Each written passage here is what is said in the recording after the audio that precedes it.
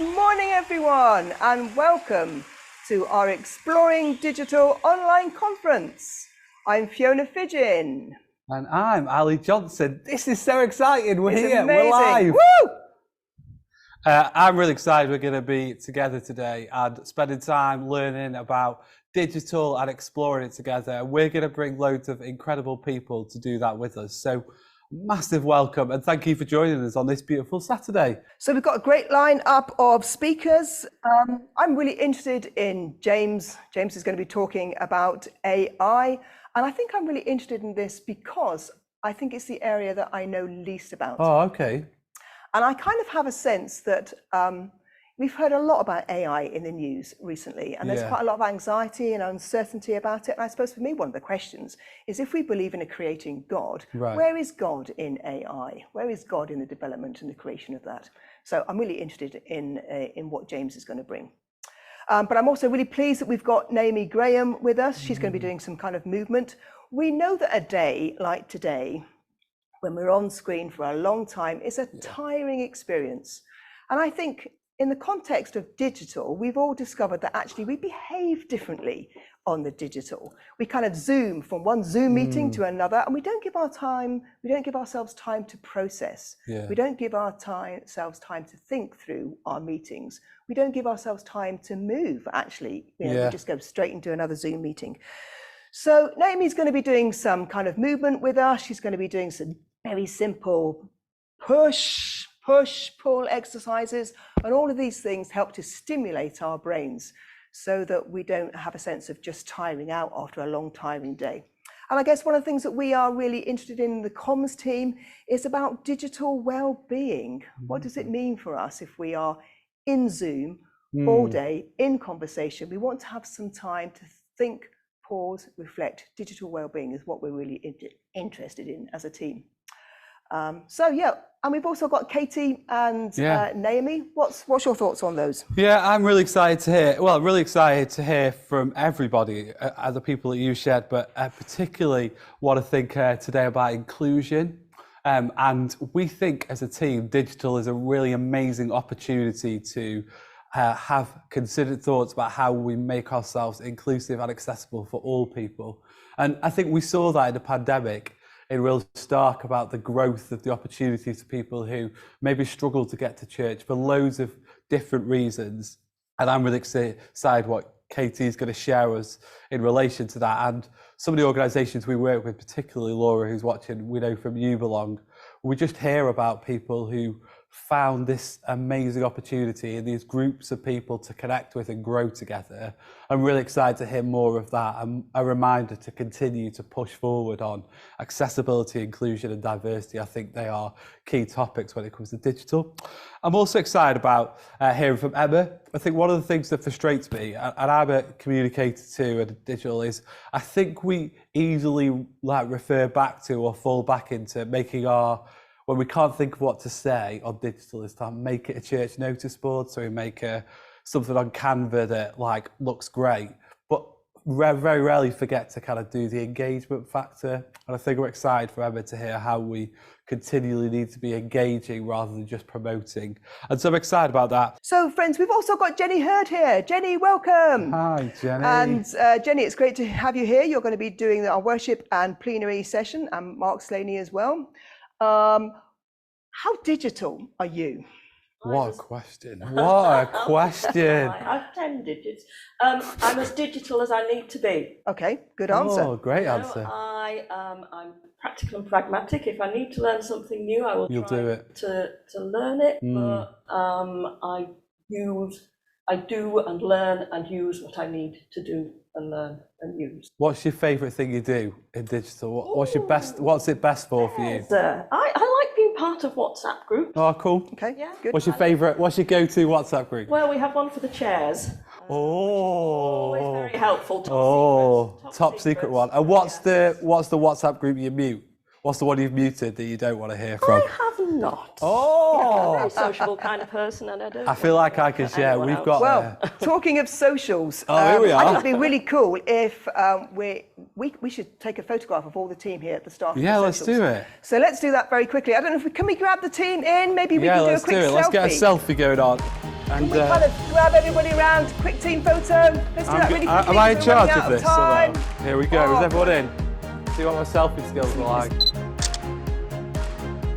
It might go down in the history of the Methodist Church. And this is a good point to talk about the hashtag Exploring Digital, which is where you can go on all the different platforms and post pictures and things about the day. And we would love to see your photos. I know that Julia Reid is with a bunch of young folk in North Yorkshire Dale, so big hello and welcome to you folks. Send us your photos and we'll have them all online for everybody to see. I'm going to see if lunchtime. anyone's done it. Should I have a look? We'll go live onto Twitter and see we're about to go over to Jenny for our worship. So friends, let's just bring ourselves to God and to each other, and we'll hand over to Jenny. It's so good to be part of this Exploring Digital Day with all of us today. For me, it's all about communication. Communication, communication, communication, and different methods of communicating the love of God. We do communicate in so many different ways: verbal, non-verbal, written, spoken, with gestures, symbols, images, music, and with silence. The Judeo-Christian tradition, though, has always been particularly associated with the verbal, with words both written and spoken. At the very beginning of the Bible and the book of Genesis, God speaks creation into being. And as we hear now in our Bible reading, the Gospel of John spells out that creative word for us as becoming incarnate in our Saviour Jesus. I'm going to be reading our passage, John chapter 1, verses 1 to 14, in Welsh, and the English text will be there for you.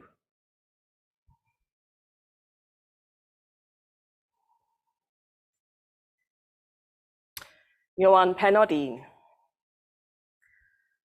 Yn y dechreuad, yr oedd y gair. Yr oedd y gair gyda Duw, a Duw oedd y gair. Yr oedd ef yn y dechreuad gyda Duw. Daeth pob peth i fod trwydd o ef. Hebddo ef, ni ddaeth un dim sydd mewn bod.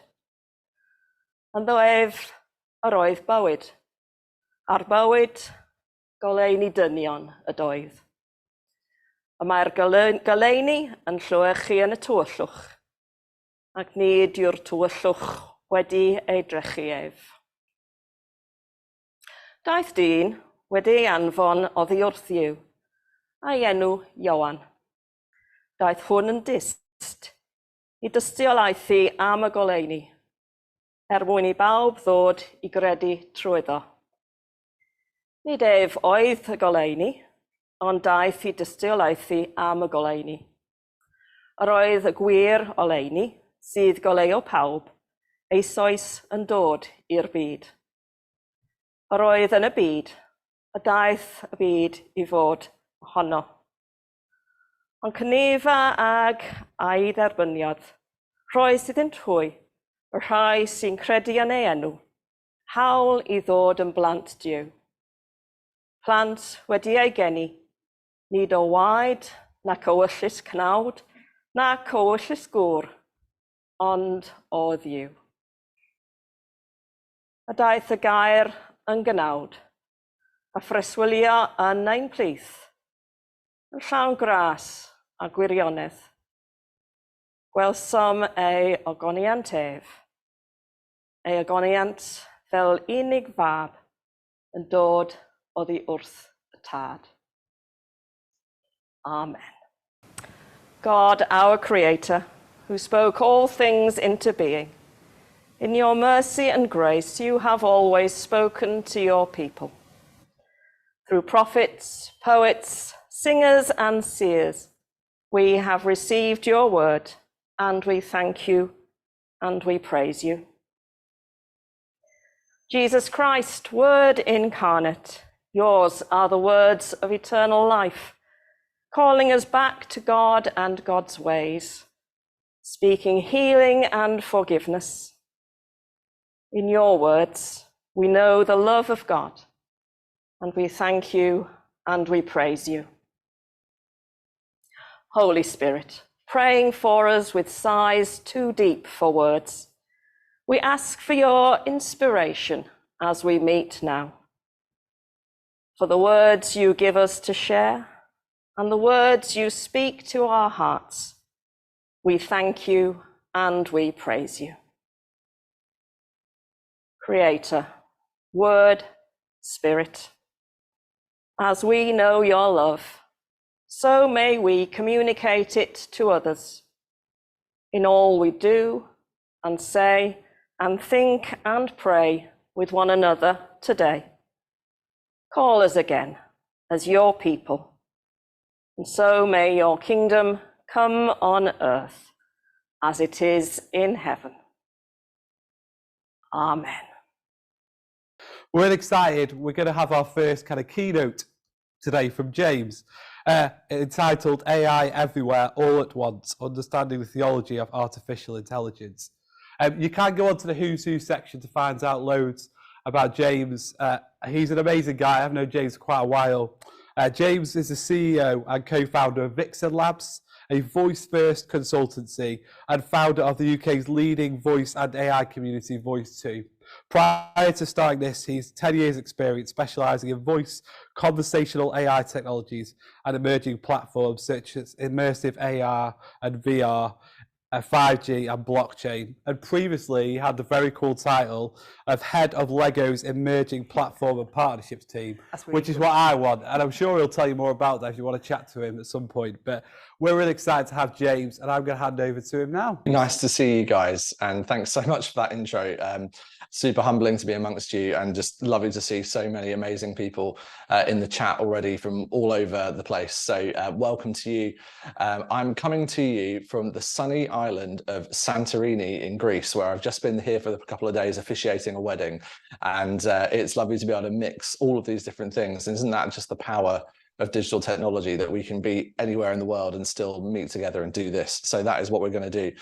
This session I'm entitling Talking Gods. And I say gods because we are living amongst an age of these new AIs that feel almost godlike. They have these types of qualities that we could never have imagined be possible before.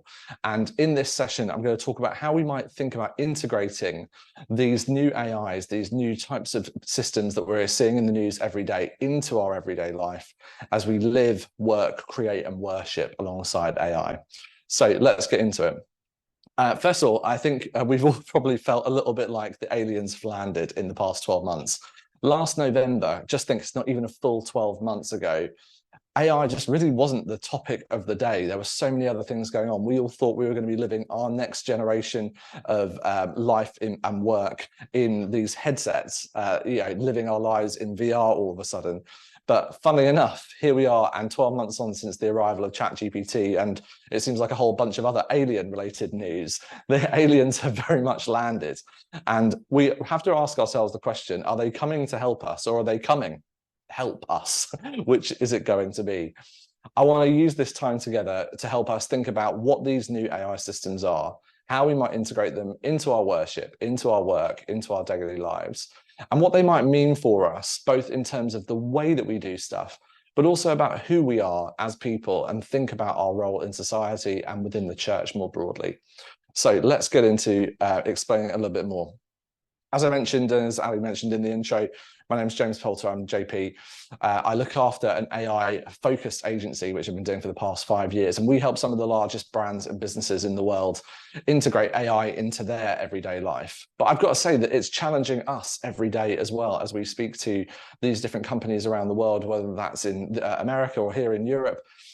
Helping think through what these AI technologies might mean for them is a really big challenge. And like I say, it was just 12 months ago this wasn't on their radar. We were still talking very much about voice technology, AI in the form of things like Amazon Alexa and Google Assistant. Sorry if I've just set one off in your living room, wherever you are.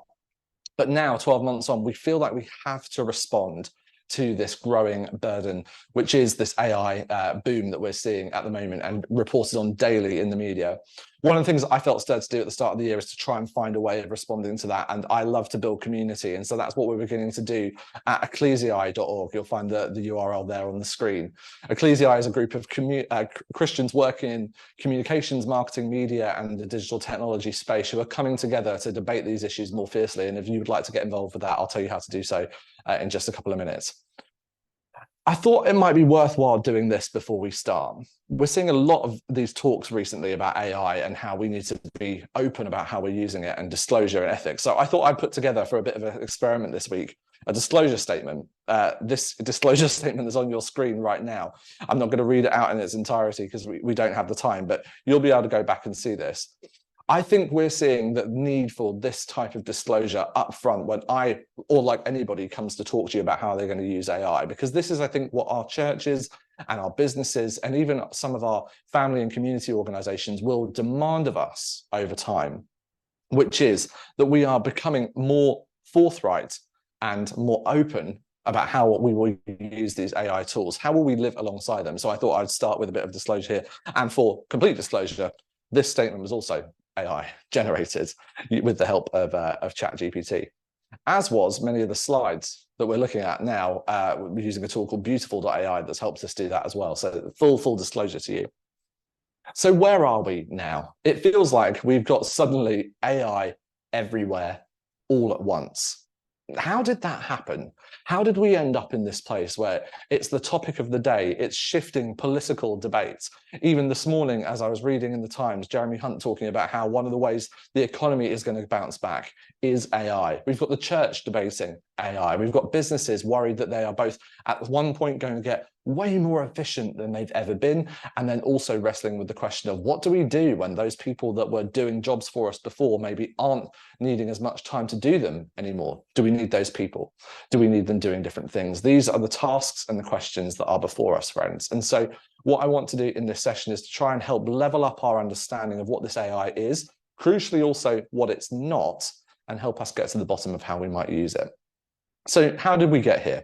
Well, 12 months ago, or just less than 12 months ago, mid-November 2022, ChatGPT launched with the most amazing explosion. Over 1 million users in the first week. It took them just a matter of days to reach that, 5 days, in fact. And within the first month, they were at over 100 million users. That's the same type of user base that we've seen in some of the biggest social networks, about a third of the size of Twitter, for example, overall. And that was just done within 1 month. And when you compare it to the other technologies that have emerged in the past couple of decades, it is one of the fastest adoptions of consumer technology we've ever seen. And there has to be some reason why it's become so compelling. I think it's because when we first look at this type of artificial intelligence, it raises our expectation of what technology might look like in the future. All of a sudden, the chatbots that we had used maybe 5-10 years ago that were very much step one followed by step two, you probably interacted with them in customer services at some point or other, or an interactive voice response on or an IVR or on a phone line if you were talking to your bank or your telephone provider. You would experience these very, very stagnant, quite stilted, and to be honest, not very functional systems. But all of a sudden, we've got artificial intelligence. And for a long time, it felt very artificial and not very intelligent. And now we have something that is beginning to look and sound more like, well, us. And that's challenging us. It's challenging us not just because of what it can do and how we might use it, but it's challenging the question of who are we? It's challenging the us-ness of us. And when we look at these things as the church, we've seen throughout different decades of technological change, certainly within the past 100 years. But if we look back further, we've always seen the church responding in different ways.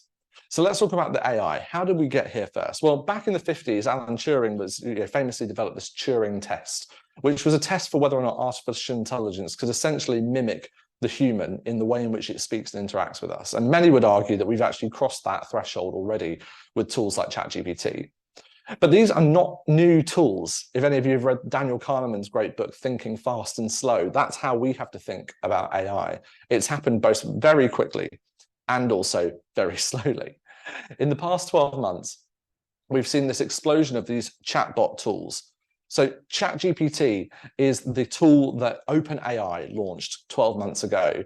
The interactive chatbot, you can go and play with it for yourself for free or pay for a subscription if you want to. And we've now seen an explosion of these other AI chatbot tools, which are based upon large language models. The AI in particular from ChatGPT perspective is based on the GPT-3 and now GPT-4 model. And the main thing that you need to know is that this is basically what's known as a transformer. That's what the T stands for. This is the big breakthrough that actually Google created a few years ago and other technologies have now adopted, which allows us to do things that were just never possible before. Let me explain to you a little bit, first of all, how these work, because I'm sure most of you have not had much time to dig into this. I know that I'm privileged and maybe slightly crazy to spend all my time thinking about this, but most of us don't. So let's just break this down. These tools like ChatGPT, you might have heard of some of the other tools out there, for example, Bard from Google. There are many others. These chatbots, they are based upon what is called a large language model, or an LLM for short. Well, what is an LLM? Well, you're an LLM, I'm an LLM, we're all LLMs, and we can demonstrate this very quickly. I want you to pull up the chat panel on your Zoom link here, and we'll just do a very, very quick test. And I want you to finish this sentence. Jack and Jill went up the blank. Fill it in, let's see how quickly we can get answers. Right, nearly 200 of you just type in hill. Jack and Jill went up the hill. How about this one? Amazing grace, how sweet the blank. Hundreds of people responding with sound. It's the best response rate I've ever seen. How do you know that that's the next word in the sentence? You're not reading it directly now. You've not got those words in front of you, but collectively we're all able to complete those sentences. Perhaps you've used the predictive text model on your mobile phone. On iOS or on Android, you'll often be typing at the top of a message, you'll see 3 different words that it thinks it could possibly be. And usually the middle one is the most likely that you're going to tap on next. That's a language model, a much smaller one running inherently just on your device, trained upon a whole bunch of predictive algorithms. The key difference with these large language models, these transformer models like GPT-3, is that they are trained on massive corpuses of text. A few of those corpuses are large groups of books, catalogues like Books 2 and Books 3, which have been collected from the internet of digital transcripts of books, both popular, modern, and ancient, as well as also massive amounts of data from the open web, including the actual base internet itself, but many also of the links and structures that have been developed on things like Reddit and Twitter, or now X. And these have been fed into this model, and it has self-trained over time to recognize the next word it should predict in a sentence. And that's how these large language models are able to do exactly what you just did. They are able to predict. And so you would think maybe it was memory. How do we learn these things? You learned it.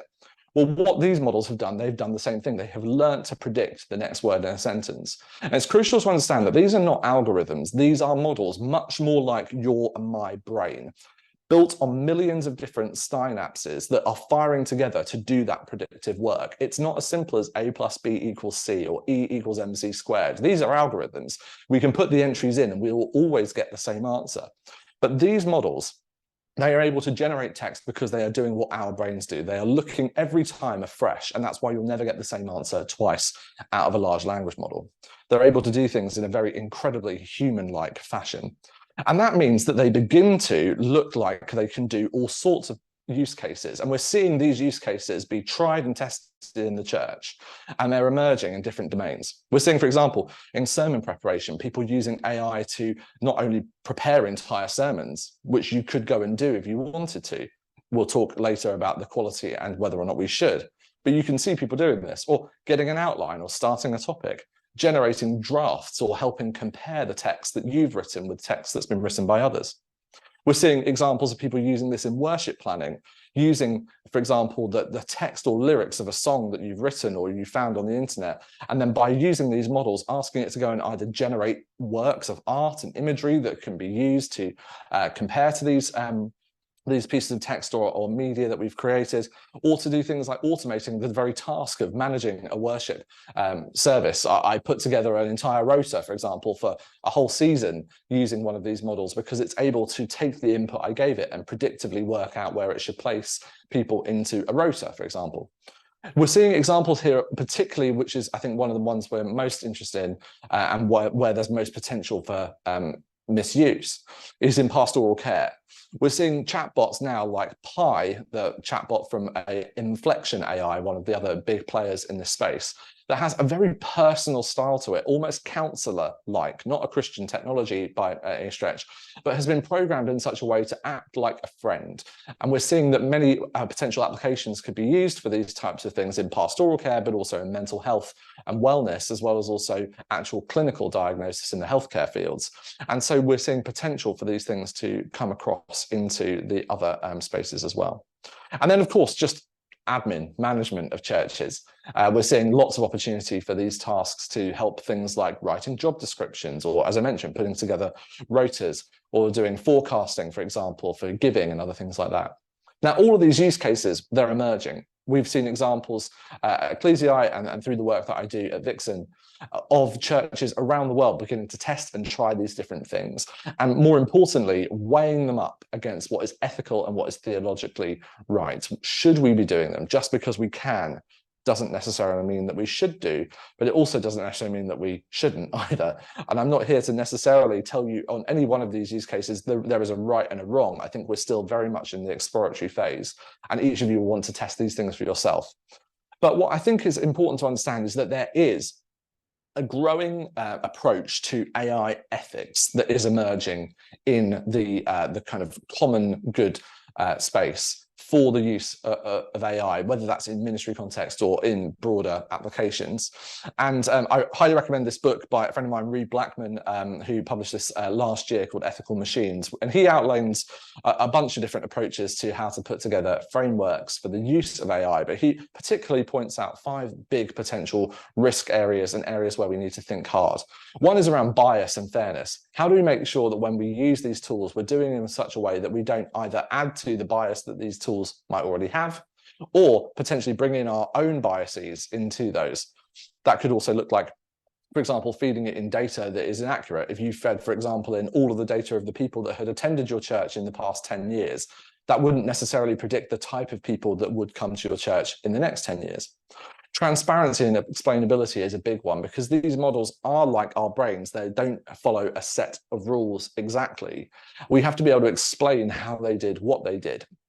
And if we can't, that could potentially really produce some interesting issues if we were using these, for example, for creating theologically kind of based material, things like sermons or teaching. Privacy and security is, of course, an issue that is rife across the internet. It's not anything new. And for those of you that are working in any form of digital space will have come across this. But these systems use sensitive data and might require data to be inputted into them to make them useful. So are you thinking hard about what information you might give over to these systems? And I might add, any system that you go near on the internet. And then responsibility and accountability. Who will be responsible for what comes out of these models? This is one of the big issues at the moment that is provoking many of the court cases that are emerging, in the similar ways that we've seen in the social media space in the past decade around things like fake news. Who is responsible for that? Is it the creator of the news? Is it the person that shared it on a platform? Or is it the platform that gave voice to it in the first place? These issues are being worked out. And all of these combine together to really just ask the question of safety. Are these things going to be safe to use, and will you use them safely? And so these ethical AI issues are really beginning to blow up in the business world.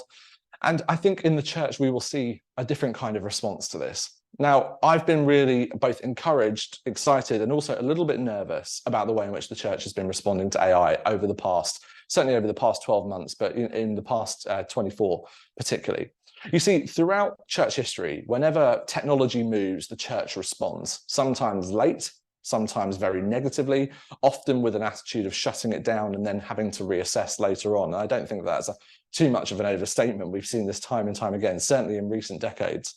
But we go back as far as the printing press, or you think about radio and television broadcasting. There are examples throughout church history where the church has found ways to utilize new technology for the good. And I'm really hopeful that AI will be the same again, that we might set and demonstrate the way in which the wider society might adopt technology, not that we would necessarily reflect back the use cases that the world adopts, but that we might be the ones that push forward the best possible uses of AI.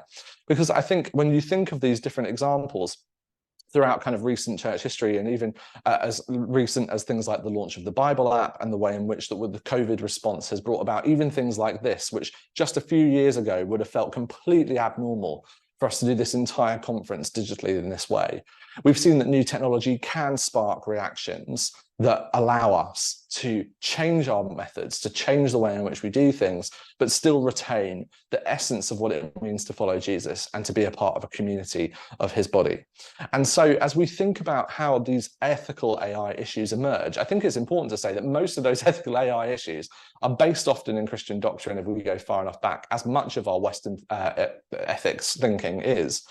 We think about how technology begins to start and interact with AI, and we end up with a very loose theological basis at the moment, I think, that we can begin to work from, and that I hope that we together can start and move this conversation forward with to get more precise with.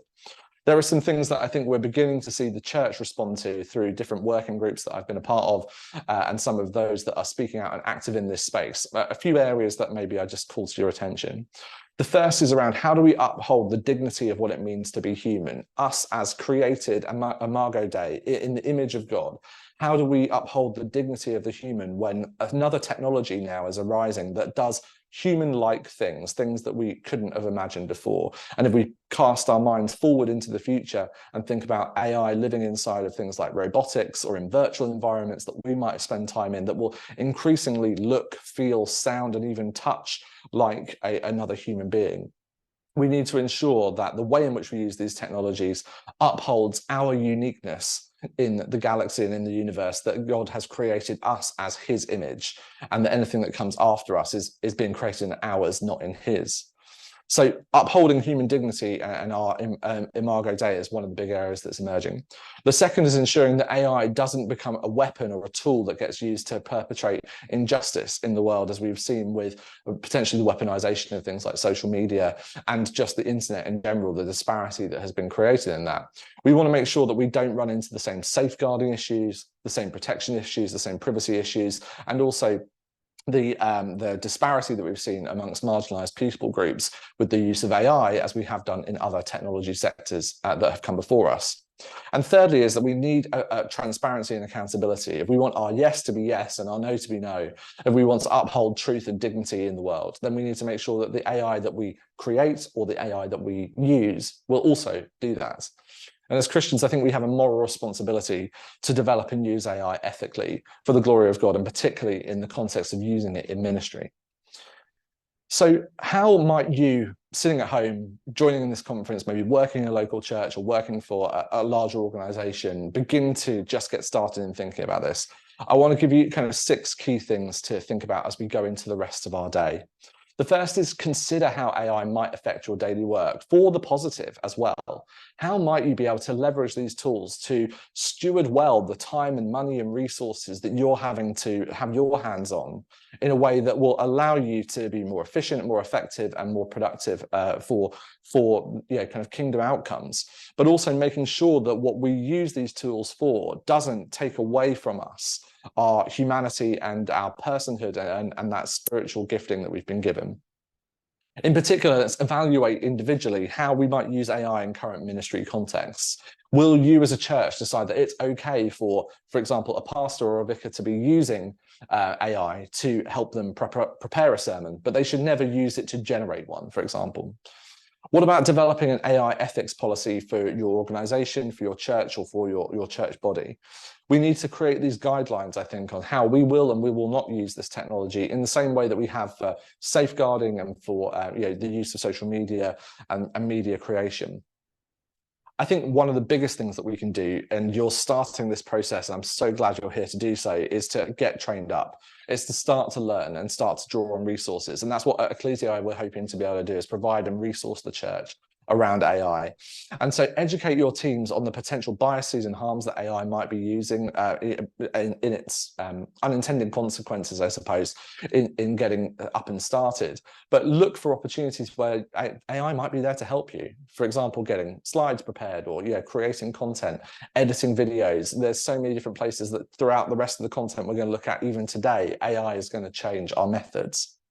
And let's critically engage with it. Let's look at the way in which this is being discussed and generated within text and audio and video. If you're seeing something being shared on social media by another church or by another believer, then just having a critical mind eye there, not to criticize, but to critique and to ask ourselves, is that good? Is that right? Is that the way in which we should be using this?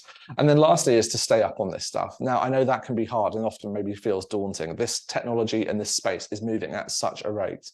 But I hope that by following on with some of the resources that we're going to put together at Ecclesiae and also that are being shared by Ben and the team here at Methodist, then you'll be able to stay on top of that as we go into it.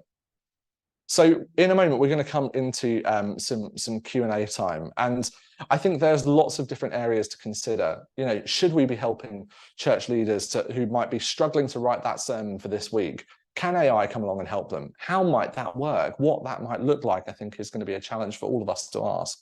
What about supporting youth workers who, you know, someone comes to them and says, "Oh, I've fallen in love with this chatbot." A real example. I'm not making that up.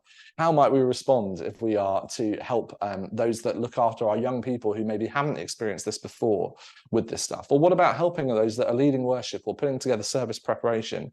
You know, they're doing it for the 37th Sunday of the year. How might they use these tools to be re-inspired, to reconnect with Scripture, to reconnect with worship in a way that they haven't done before? All of these opportunities and risks lie in front of us. I love this quote from B.F. Skinner. He says, "The question is not whether machines think, it's whether men do." And I think this is the thing that we are now having to contend with, is that these machines, whether you believe that they are thinking or not, and the debate of whether or not they can become conscious is both an important one, but also one that maybe is a bit of a distraction at the moment. In the long term, they are going to do things that increasingly look and sound like us. The question we have before us is whether or not we will act with human dignity and use these tools in a way that is you know, honoring of what God is doing. So I'll leave you before we go into Q&A with this point. You are the last of us. What do I mean by that?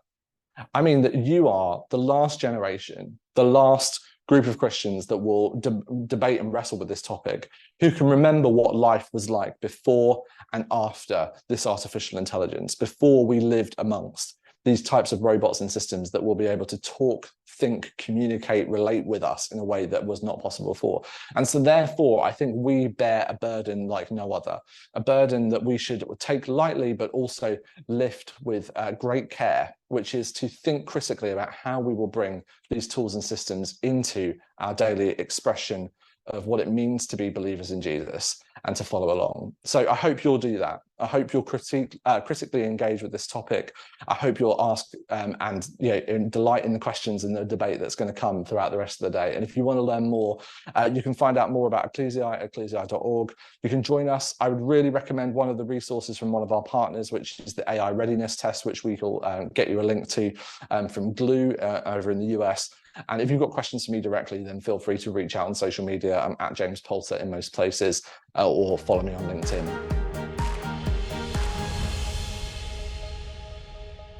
Thanks ever so much for that presentation. Thank you for your slides. I know that they're going to be on your section in the app later, and that will help us all to look at them again and continue thinking and reflecting. Thank you so much. I personally learned far more in the 15-20 minutes of your talk than I have picked up at all in the last 12 months. So that's absolutely marvellous. Thank you.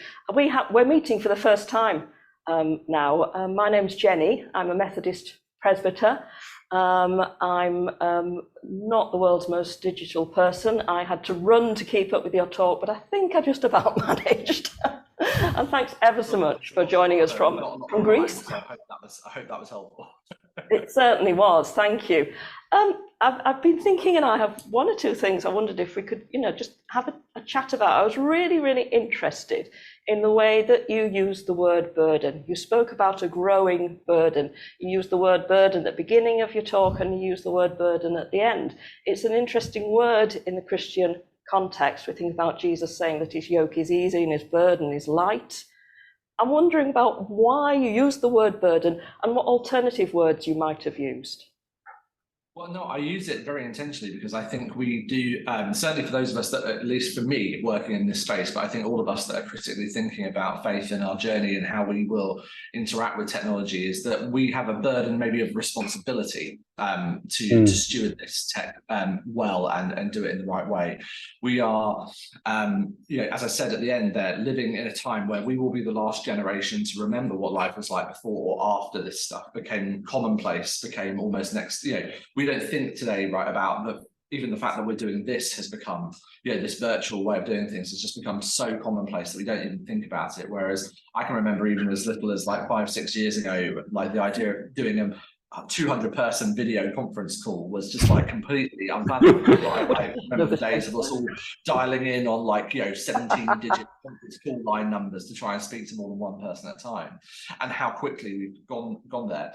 And I think with AI, because it's not just a single channel, it's not a technology that's going to be in isolation like Facebook, it's an app that's over there, we can kind of put it in its own domain. This is weaving its way into all different things. So you might be playing with something like ChatGPT, you might be using one of these tools that's embedded into Google or Microsoft, but it's under the hood of many of the other technologies that we use every single day, ones that we might be present to or not. And that's why it's far more important, I think, this technology shift than even social media has been. You could argue it's as fundamental as the internet itself. And because it's happening at such a rate of change, we will kind of snap from before and after, I think, in terms of our experience with it. And so I think that word burden is important, because I think we should think about the weights that it carries in that sense. And that's where that word burden, I think, is useful. I also would use the word contend. I think contend is what we have to do with these topics, because there is not quite a black and white. And so I think it's much more like a wrestling and a contention with these ideas. Because I don't think we will all, even out of today, we won't all come down on the same side of the line about what should I use this for, what should I not use it for. It really pulls into question quite big theological questions as well about personhood and identity and what does it mean to be human. And so these things will not be dealt with very quickly. And so that's why I use those words, because I think we need to think of it with that level of gravity. That's really, really helpful. Thank you very, very much indeed. I'm quite a fan of Alan Turing, so I mean, you can't really not refer to him, can you? And I'm just wondering, never mind what would Jesus do, what would Alan Turing think? Do you think? Yeah, I mean, it's funny. I mean, we use that word, the Turing test, and Turing, even during his own lifetime, began to feel that test didn't really stand up to quite what he was trying to get at in terms of the idea of sentience, or the idea of these things becoming conscious. And obviously we've seen in recent months, even like there was a AI scientist at Google who thought that the Bard engine, which is the new chatbot that they've released, had a level of sentience to it, and he thought that it had passed the Turing test. I think if Turing was here now looking at what we have in front of him, I think he, like all of us, would be amazed. But I think he would also say that these things don't quite pass that test in reality, even that original test that he laid down that he later wasn't as big a fan of. But I think all technologists at the moment that have spent a long time thinking about AI from a scientific background, it's just so fascinating that they are often being drawn into the spiritual conversation as well. That this technology, what we're seeing, not necessarily what we have right now today, but in very short order in the near future, we might have in the form of what we know as AGI, artificial general intelligence, an intelligence that can work across many different things. That does feel within touching distance. And I think for a long time that felt like science fiction, and it now feels more like science fact. And I think that is why the world is really waking up to this issue, and why it's captured the public attention so massively, because it points to what might come soon. And because of that, we see so many of the scientists, and I think Turing would have been amongst them, calling into question these big issues of, like I said, personhood, identity, humanity, and what it means to be a human, and crucially what it means not to be. And that's where I think we'll see this debate move. Thank you. Can I just jump in, James, and just ask a question therefore about bias? So one of the things that you talked about was around bias, and I think one of the challenges we're seeing with chatbots and them is around like data and around truth and around the element of understanding where the bias comes from in our society. And I think that's generally a question we as a church would want to ask. It's like, how do people know? Like, how do people know? You've suggested some of the books that it's read, but we also know some of the books it hasn't read. And I think when particularly we talk about topics of faith and spirituality, we're perhaps not talking about direct fact, but instead we're talking about God that moves in mysterious ways. How do you balance that big question of bias and the kind of spiritual bias that rests in those? Yeah. Well, I would say a couple of things there. So one, in terms of the training data that these tools have, you're right, they are biased in their own way, in the sense that they don't have all of the world's knowledge in them. They have what would probably be looked at as like the lowest common denominator of the world's knowledge. As I mentioned, these engines, they're predictive. They're trying to predict the next word in the sentence, and so therefore they are trying to predict the lowest common denominator to be right. And so that's, I think, where some of this tension around bias has come in.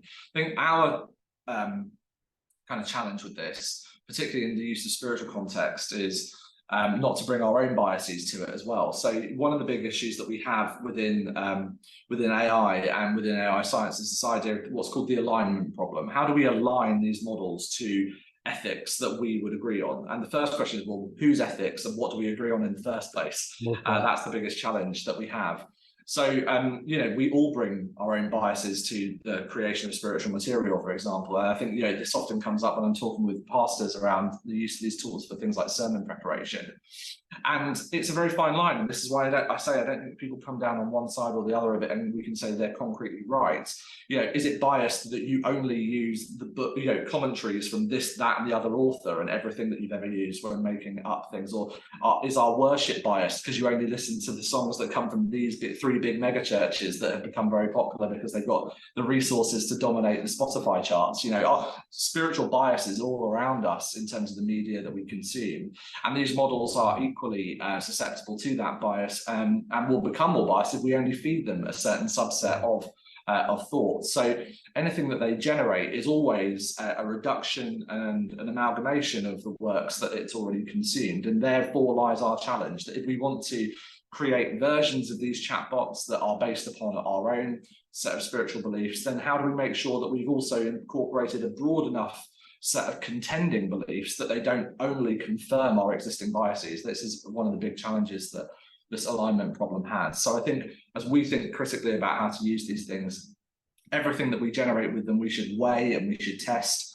We should be fact checking, and we should also be, checking against our own belief in scripture and theology, because to rely upon them entirely would be the same thing as relying upon the same 3 textbooks for your entire exploration of faith. And I think that would be, usually advised against. So we need to treat these tools as what they are. They are tools, and we need to wield them with care. Thank you. I'm hoping we've got some time for some reflections from everyone who's, we're all together, joined together, exploring together. So I'm going to turn to Fidge now to ask if you can share thoughts from the whole body of us, please. Anything coming in from the teams at all? The team behind the scenes. Let's have a look on our phones for some pieces of feedback. How might AI affect the stationing processes? I love that. I think that was a really interesting question that somebody put into the app before the conference, and that was around: is a prayer written by AI spirit filled? I really love that kind of question. Any thoughts around that, James? Well, so this comes back to the idea. Well, one is being able to explain where this content originally came from. So if let's pose it as a different kind of way. If you were to spend the next month in retreat and you took with you a Bible, the complete works of John Stott, and kind of 2 commentaries written by Augustine and somebody else, you pick these things, and then at the end of that month away, you write a prayer. The likelihood is that you're going to have been inspired by a lot of the words that were written in those places, right? These models have been trained on large corpuses of data, but they don't just unprompted produce these things. They produce them when we prompt them to do so. So if I go into a ChatGPT or into a model like that, I'm going to say, write me a prayer about X, or from the perspective of Y, and then I'll get a response. So the question is, how different is that from us using these tools, or kind of a thesaurus, for example, to look up different words to make our prayers maybe more eloquent? Now, there's maybe other issues with the very basis of why you would even do that, but the question is, can these things just generate spiritually imbued content on their own? Yeah. My true answer is I don't know. But my feeling is that we can use these things to help prompt, guide, and inspire us to go on and do that. But whether or not they are able to do them in and of themselves, I think it's hard to rule it out entirely, because we also believe that God redeems all things, and he is able to use all things. Right. And so is he not also able to use this? And I think that's the wrestle that we will have as these things produce ever more human-like responses. Because they will look increasingly spiritual. We've got a couple of minutes left. I think some of the feedback is just around people who I think probably are intrigued. The whole day is around exploring, isn't it? So just wanted a couple of minutes to think about, if you could give one bit of advice to people who maybe have heard about AI but have listened to your talk today and are like, how would I use this? How would I make use of this? What would your one piece of kind of advice be? To maybe a piece of software to go and play with, maybe something they can do? What is it they can practically go and access? I mean, I would say that these things are really easy to access and try, and you'll see kind of all sorts of different results. Each of you will get different unique answers from them. One of the simplest things to do, if you already have a Google account, is to go and try Bard by Google, which references the actual open web and pulls in information, so for research tasks. Or try ChatGPT. I think either of those two tools are good places to get started, just to see kind of what the capability is. And you might do something simple, like if you've got the transcript of a talk that you've written, or maybe the outline, is just say, hi, maybe find me some resources that support this, and follow the links in Google, or ask ChatGPT to put together an outline, or find some passages that might support a point that you're trying to make. See how it does, see what responses you get, and then go check them, which is the crucial thing. Test and weigh what you kind of see. So I would recommend that those are good places to start. In terms of resources, we've been doing some work with the team at Glue in the US, or a church technology platform. And we've just come out of doing a hackathon a week or so ago for pastors, and there's some materials that I'll put the link to in a moment in the chat, so everyone's able to find, which is an AI kind of readiness scorecard for those working in ministry. Oh, that's awesome. And try out how you feel about your own uses of AI, and it will point you to some useful resources. So I'll drop a link for that in the chat in a moment's time. James, bless you. Thank you so much for your time with us today. And it's really, really good to see you. And thanks very much for being with us. So, friends, we're about to move over to Naomi. If you remember, I spoke about her at the beginning. Naomi is going to guide us through some movement, and just some very simple movement that stimulates our brains, help us to concentrate. But most of all, we hope it's a bit of fun for you, actually. After the fun session, we're then going to have 15-minute break time. So lots of movements coming up. Gives you a bit of time to get in your steps, also to go and grab a cup of tea and coffee after Naomi. But let's whiz over to Naomi and just have a little reflection around movement and stimulating our brains. Hi, I'm Naomi from Growing Hope. I am a children's occupational therapist, so I look at all the things children do every day, what they find difficult, why they might find difficult, and how I can help make it easier. And I set up Growing Hope, a charity that provides free therapy for children and young people with additional needs in partnership with churches right across the UK. We aim to champion accessibility and provide free therapy for children. So do check out information about us if that's interesting to you. But today what we're doing is just having a bit of a movement break. One of the things I know about as an occupational therapist is that it's really important to help our bodies keep moving. We process the world through our senses, so that's the way we take in information, not just through the way that we see and we hear and taste and smell, but also the way that we move our bodies.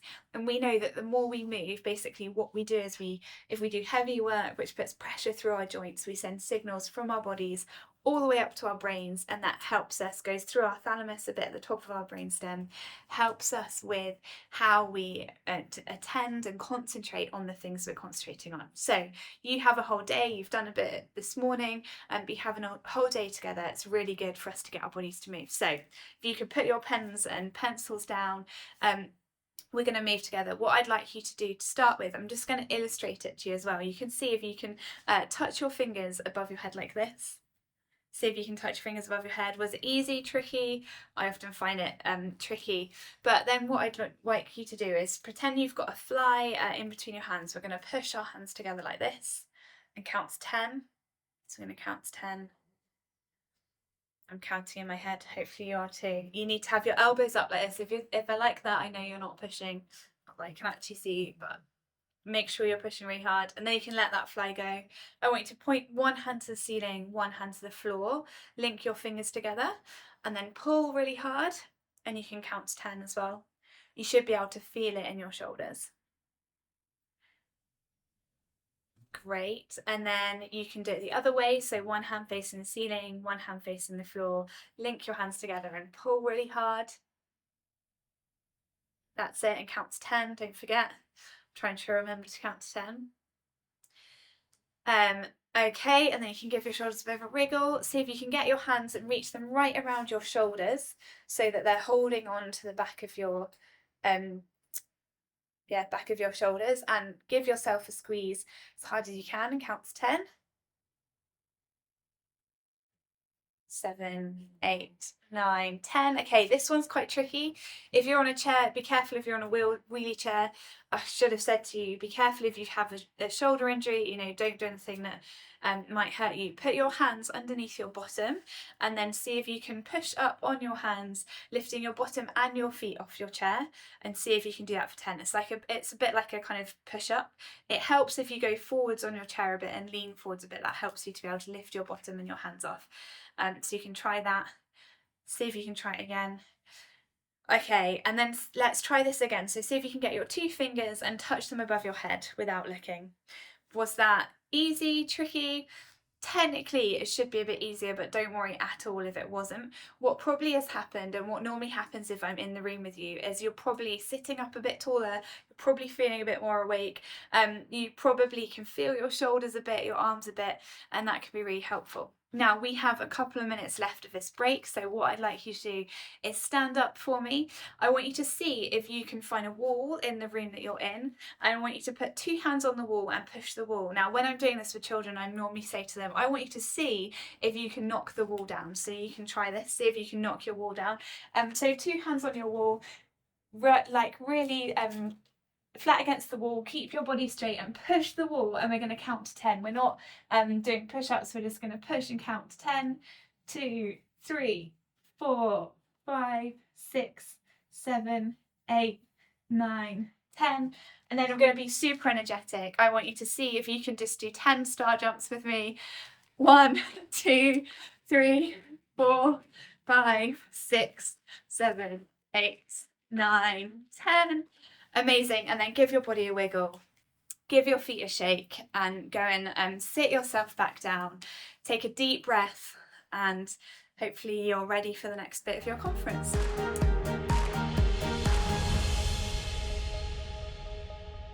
Welcome back, friends. Hope you've had a good tea and coffee break. So I've just found this Methodist tea colour chart tea towel.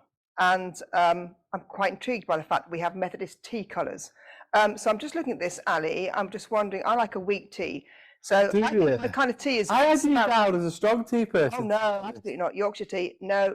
PG chips. How long have you done? What's your approach to... Give me your tea making process, please. Oh, tea bag, 10 seconds, little squid. 10 seconds? Well, yeah, probably. 15. See, I'm a really light tea drinker. I'm a good Samaritan tea drinker. What are you? I don't reckon I'm like full old whatever that one is.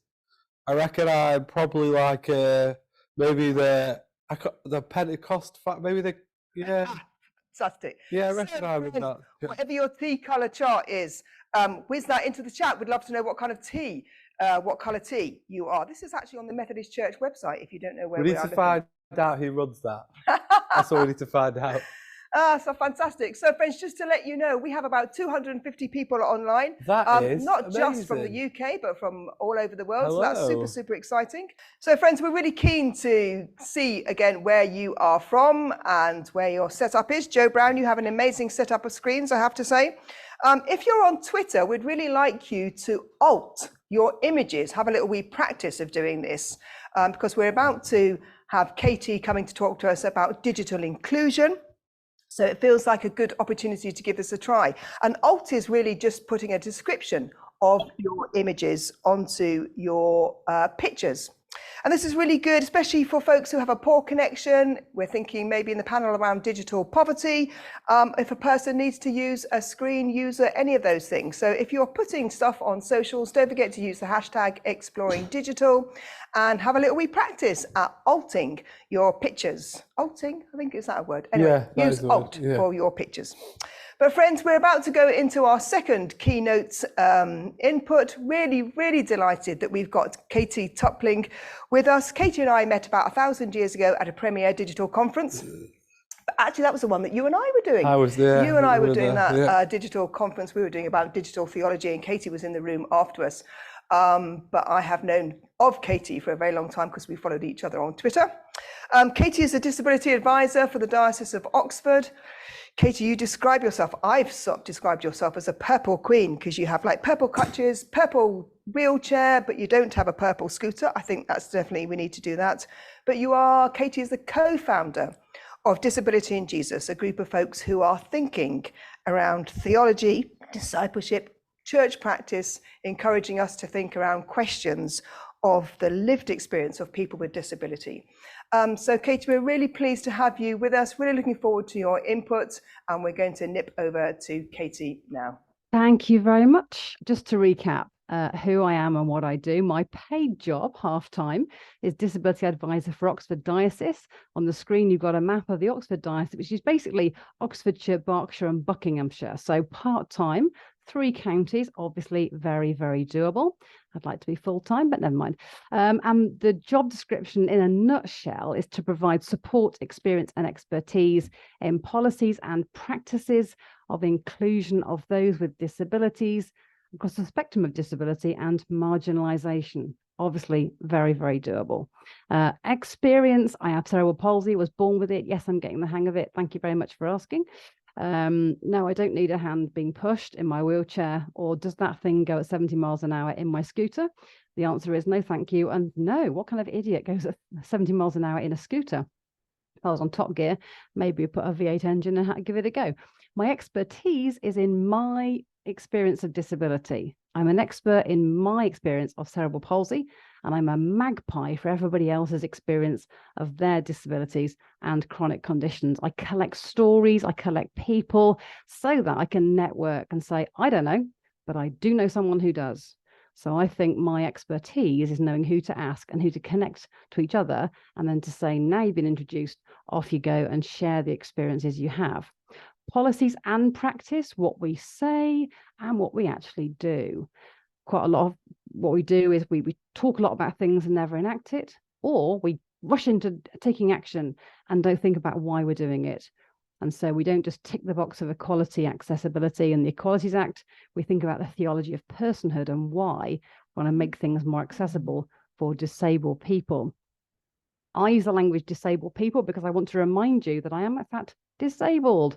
You shouldn't need reminding I'm a person, so person first doesn't work for me, but you do need reminding that I'm disabled by my own medical condition and by society's approach to it, and by poor theology in the church, and by a ill-hidden policy of eugenics around certain governments.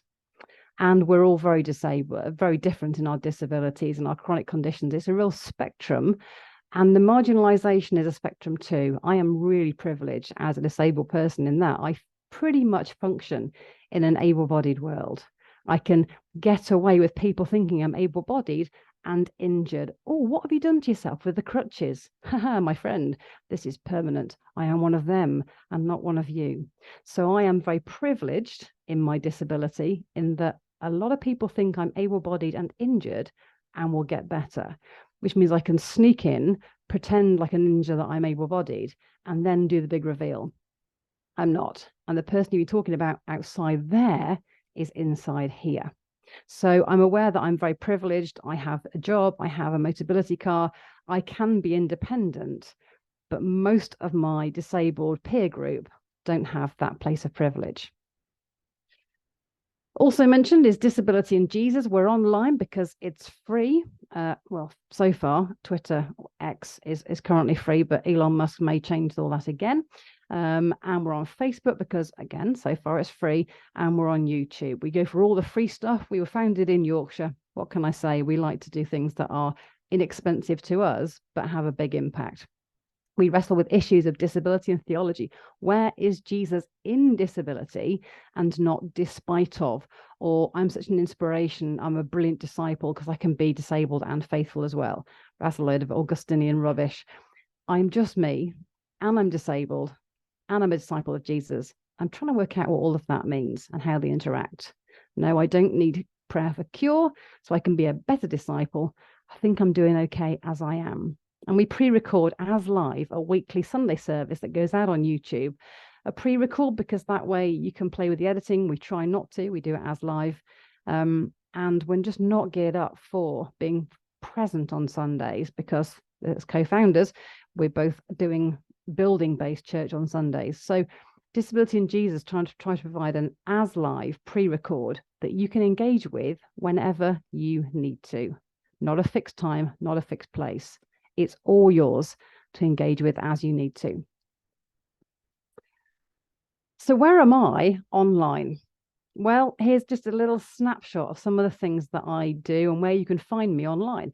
I'm part of the UCB radio network community. So every few months or so, I get to join Paul Hammond online via the Zoom, the wonderful Zoom where we are now, and to join him for his radio show on UCB1 on Friday mornings on the Friday Roundup, 10 o'clock, if you're listening.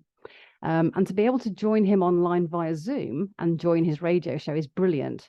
Before the pandemic, I'd have to drive from wherever I was around the country to Stoke-on-Trent to be in the studio by a certain time, and then spend 1 hour there, and then have to drive home again. Bad for the carbon footprint, bad for the green programme, really bad if you got absolute fatigue from having a full working week already to have to then drive Stoke-on-Trent. Brilliant to go online and to do it via Zoom. Yeah, the tea and coffee isn't quite as good as in the studio. The biscuits are sadly lacking in my house. But on so many levels, to be able to join them online is brilliant. The bottom picture is me celebrating communion. This is contentious for the Church of England and other denominations who are trying to work out what is communion and where can you do it and where can you not do it, and does it count if you're not in the same physical space. I'm just going to say the one phrase, the communion of saints.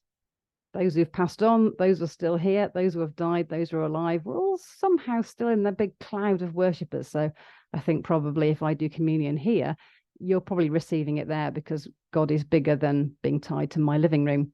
But I do communion for my local parish church in the online setting, and I really love doing it. I know people are there. I know they're receiving spiritually. It's not a problem for me. But Disability and Jesus don't do it yet because it's trickier. We have equal authority to each other, and we're still pondering whether we do a live or pre-recorded as live communion service, Eucharist service. So we're still getting there on that one. But for my local parish church, everyone's very happy to have online, via Zoom, via Facebook, communion celebrated by a priest in their home and people receiving spiritually where they are.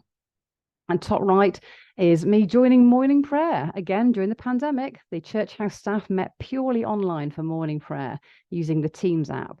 And so there I am with a bunch of other people, just me, the only female, and a bunch of men, Church of England.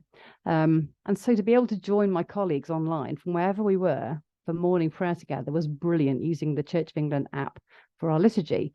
And post-pandemic, post-height of pandemic, we still meet. Some people are in chapel using technology there to join us in who are still online using Teams. So that's some of the places where I'm online. And I have to confess, this is my 13-year-old son introduced me to the Roblox platform of gaming. I went on a game called Islands, where you literally get a little island and you can build on it. And the first thing I built was a chapel. This was again during the pandemic and lockdown 1. And I built myself a little chapel on my island in the online platform, on the Roblox platform. And I love it. It's got a gold cross that's built into the stonework. It's got aging stonework. I could have built a modern building, but I'm so used to being an incumbent in old buildings that it just seemed more natural to have stone. I've got little stools for people to sit on, but open space. I've got a very simple altar table, and there's bread, and there's wine, and there's a prayer book, and it's set amongst a garden. This would be my ideal chapel if I could build it actually physically somewhere. So the first thing I built online on a gaming platform was a chapel. And other people who I knew were gamers as well came there every now and again, and we would just sit together, and in the chat, we would write prayers. Really, really beautiful. When I'm talking about online church, church online and on site, these are the definitions that I'm using to give you the context of how I'm seeing them as different, no better or worse than each other, but different from each other with some crossover, like a Venn diagram. So I talk about online church, which is we're already online. So what are we going to do together here in this online space? Let's be church together. Or church online, which I think really came into the fore during the pandemic. We're already the church, meeting in church buildings around the country, but where are we now going to do it? Because our buildings are shut. Well, let's go online together. And at the start of the pandemic, this is really what I saw happening. And already an awful lot of online church, but the church came online to join us in that space. Already the church, where should we do it now? We'll go online. Or we're already online. What are we going to do? Let's be church together. And some of us occupying both spaces said, well, we're already here and you're coming to join us, and we're part of the established church that's coming online. This is great. We can introduce you and show you around like tourists. Not everybody appreciated being shown around like tourists. And then what I'm saying is on site and not calling in person, because friends, I am currently in this person.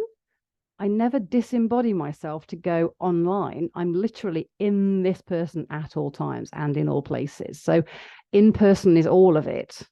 On site is when I physically get out of my house and go to a building to participate in that shared community. So on site is we're in a building, having left our places of where we are, we've come together in a physical building and we're on site together. We might live stream it, we might not. So those are the definitions that I'm coming from and I'm working with, which I've been using since the pandemic really began in lockdown 1. And people started talking about, well, what are we doing? Are we on site? Are we in person? Are we offline? Are we on all the things? So this is the definitions that I'm working with in this session. Tim Hutchins, in his book, Creating Church Online, and he's really the guy that's been tracking how we use the online spaces and platforms in terms of our church experience. He says online churches are internet-based Christian communities. So that's where we belong first and foremost. Pursuing worship, discussion, friendship, support, proselytization, and other key religious goals through computer-mediated communication. So we're already online. We want to do these things together as church, and we're using the online platforms and the devices that come with that in order to make it happen. So I live at home, but I want to go somewhere, so I get in my car. So all our devices are the methods by which we then make those connections, like getting in my car to go somewhere else. Some of the pioneers are Church of Fools and St. Pixels. They really began this using VR technology and avatars and that kind of community base back in, I think it's 2004, they started doing this. So anyone who now post-pandemic says, oh, it's also very, very new. It really isn't, but it hasn't been mainstream. And that's the difference. Mainstream church meets in a building that costs a lot of money to heat, light and insure, and to staff, and to try and make sure it doesn't fall apart around your ears. Which sounds a bit harsh, but I was a vicar for many years. That's been mainstream, but alongside it has been online church. And the pioneers, like I say, is Church of Fools and St. Pixels. They were doing this right back 2004, saying, can we meet online? Can we come together as church online? We're already here. but can we become church at the same time? And from then, the Oxford Diocese created iChurch. And interestingly enough, both of these groups have now ceased to do what they began in the first place. They have morphed into a different way of being. But they were the people on whose shoulders that we now stand. And who is we? A snapshot of who's already online before the pandemic started and made us go into exile onto the online space. You Belong, the lovely Laura, who really pioneered this, a place of just coming together and finding each other and saying, look, we're online, we've got chronic illnesses. Is there anybody out there? And are there people of faith with chronic illnesses online with whom I can connect and make meaningful relationships? Some of the people who connect through You Belong would say their closest friends and their greatest network of people and supporters are online through You Belong. Not on site, not just over the road in their neighborhood, actually in the online space. Struggling Saints, run by Tim Rourke, is a place to really dig down into discussion, a Wednesday topic that people join in on Twitter and sometimes on Zoom as well, and coming together and saying, let's just wrestle with some meaty things. So quite a specific way of being together online. Creative-ish, not a Bible study. Again, a fantastic space where people come together, but they're coming together online because they're already there, but with that connection of crafting and creativity and art. So they're exploring their faith through their different ways of being in terms of craft and stuff, but already online. And then Disability in Jesus. I think we started online some years ago, sort of 2016-ish, and then had a bit of a change around a couple of years ago in terms of personnel. So we've sort of started again, really, with where we're at. But all of us saying we're already here. Now, how do we connect with each other in terms of faith and creativity and wrestling with the big issues of who we are in God's eyes? So without Church of Fools and Unseen Pixels and iChurch, none of us would really be here now. So we're very grateful to them for their foundations. Now, switch it around. Church online. We begin in a building and say, how do we connect with people beyond the church building? What can we use? And people like churchonlineplatform.com, through them, your church, so church already exists, can reach into living rooms, offices, communities, and hearts of people, no matter where they are in the world. So taking the technology and saying, how do we connect with people who are not here? Here being primarily a church building. And this is where church online sits. We already meet in a building. How do we connect out beyond ourselves, not just into our local community where we live and work and breathe, but actually beyond that space, into Facebook, into YouTube. And obviously now, as we've heard this morning from James, maybe using some of those interesting tools like ChatGPT, the AI, the artificial intelligence technology, to help us to communicate beyond ourselves as to what we're about and where we're trying to reach people. Church online, I mean, Church of England's my first go-to, obviously, and loads of stuff around them going around different churches every single week and filming, pre-recording as live.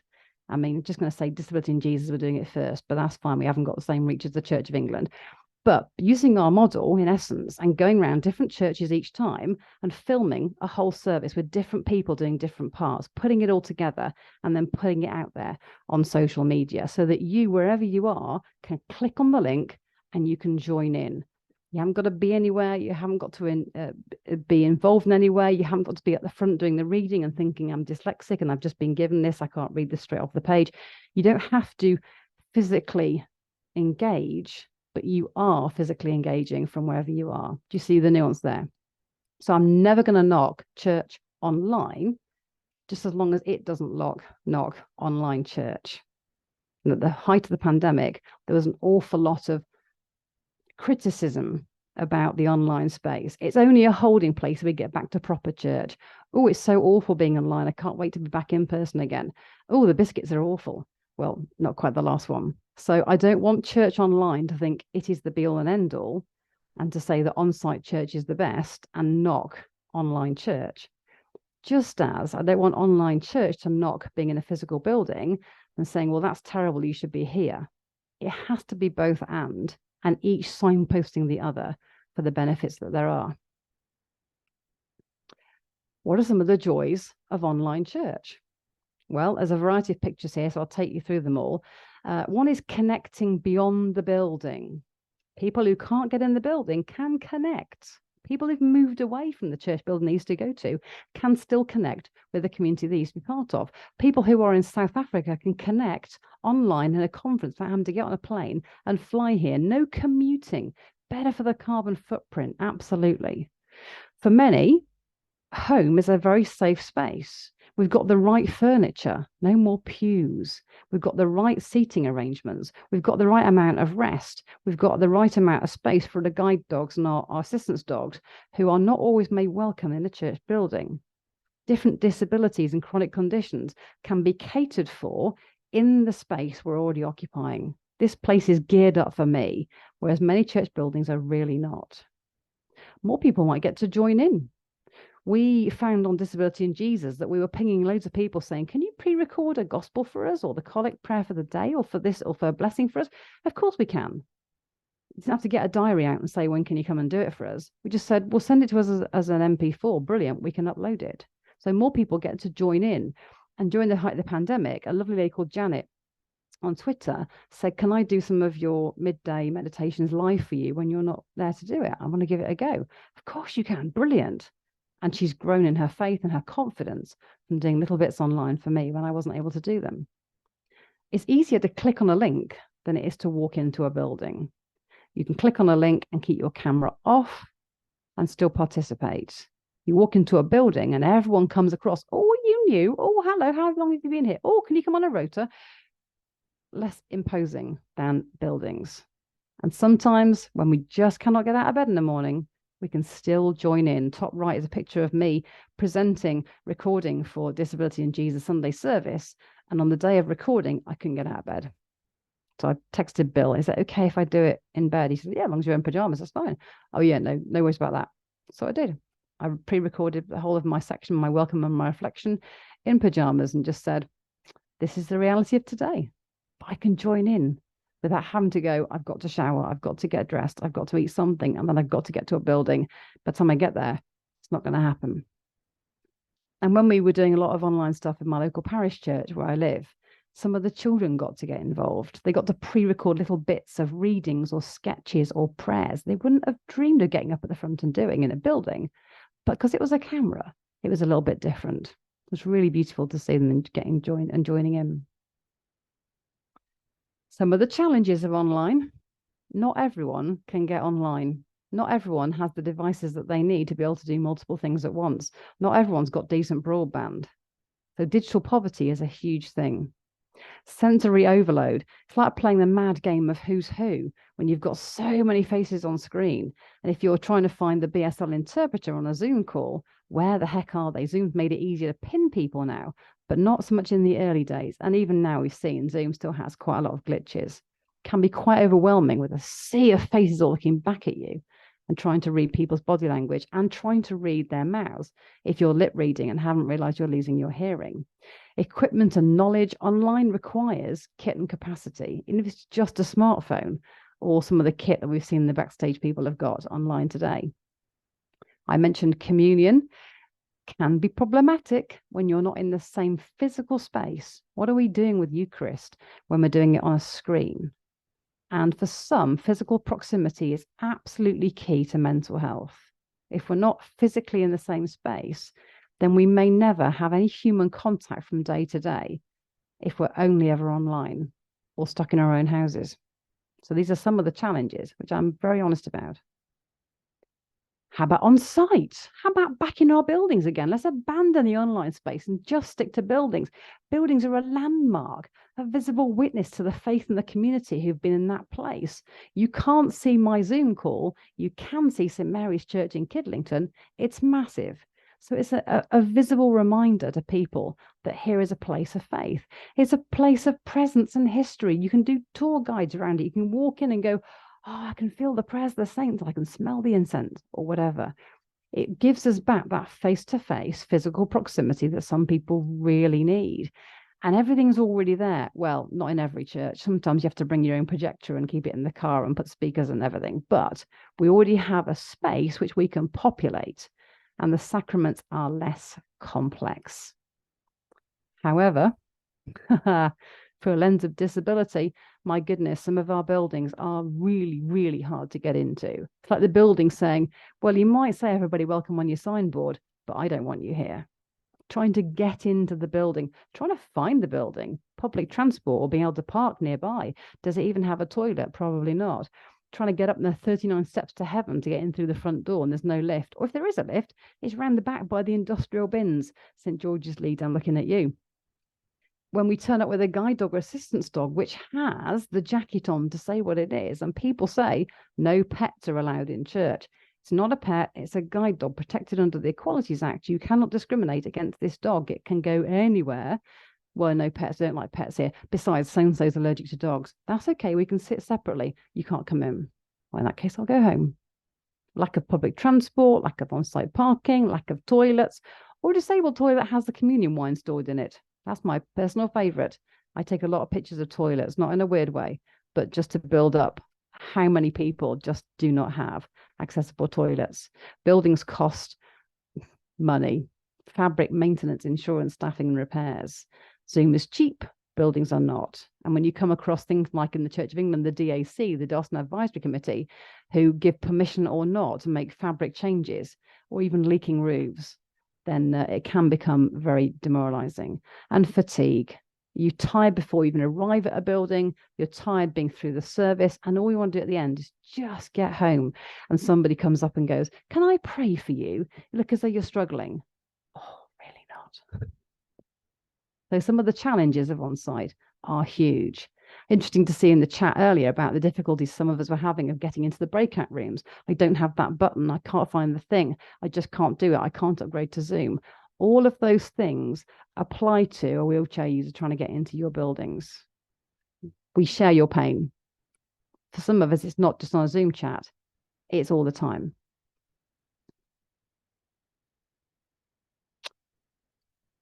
I wonder why my screen has just done that. Okay.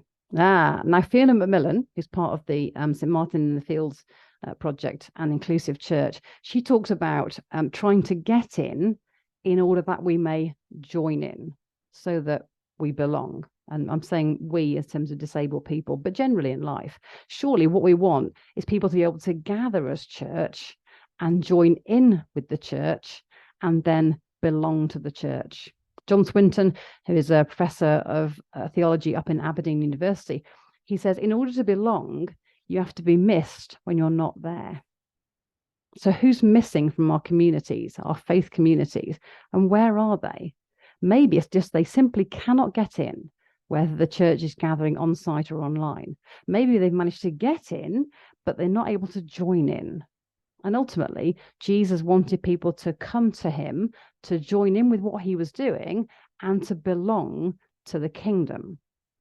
So if our buildings or our online spaces are preventing any of that from happening, then we're not doing too well. And maybe you're only online and need to switch and become an on-site church. Maybe you're only on-site and you're dying on your backside because no one's coming. You need to move to the online space. Maybe you need to do both. What you want to do is use whatever works to get people to get in, to join in, and to belong to church. And I don't mind whether you prefer on-site or online. It's what you're good at that you need to capitalize on. So I reckon I've had me half an hour, which is absolutely, if anyone knows me, this is nothing short of a miracle I've stuck to time. You're going to go to your breakout rooms in a sec. I want you to talk about what has been your experience before the pandemic of online church online or on site. What was your experience during the pandemic? What did you do? How did you have to adapt and change? Did you like it? Did you hate it? Was it more like being in exile or exodus? Or was it a relief to do something very different and you learned new skills? And what are you hoping to do in the future? Are you going to continue with the online stuff that you began? Are you going to tweak it and change it? Have you abandoned the online because now you're back in a building? Whew, you can relax again to being in proper church again. Are you trying to work on doing stuff hybrid? Have you never done the online stuff? And this is your first time coming to this kind of thing, thinking, we should be doing some online stuff. How can we do that? So in your breakout spaces, have a ponder of those questions, remembering that my context is online church, already online, let's do church together. Church online, we're already the church in a building, let's go online together. And on-site church, we're just in the building, we might live stream, we might not.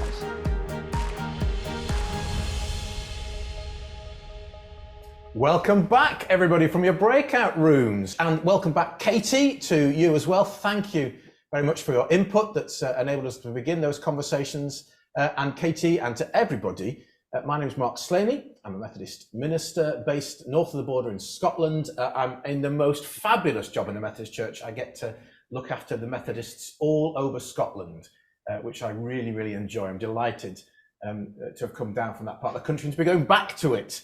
Hopefully. As soon as I can tomorrow. Hopefully. Yeah, Hopefully, if the trains are still there. Yeah.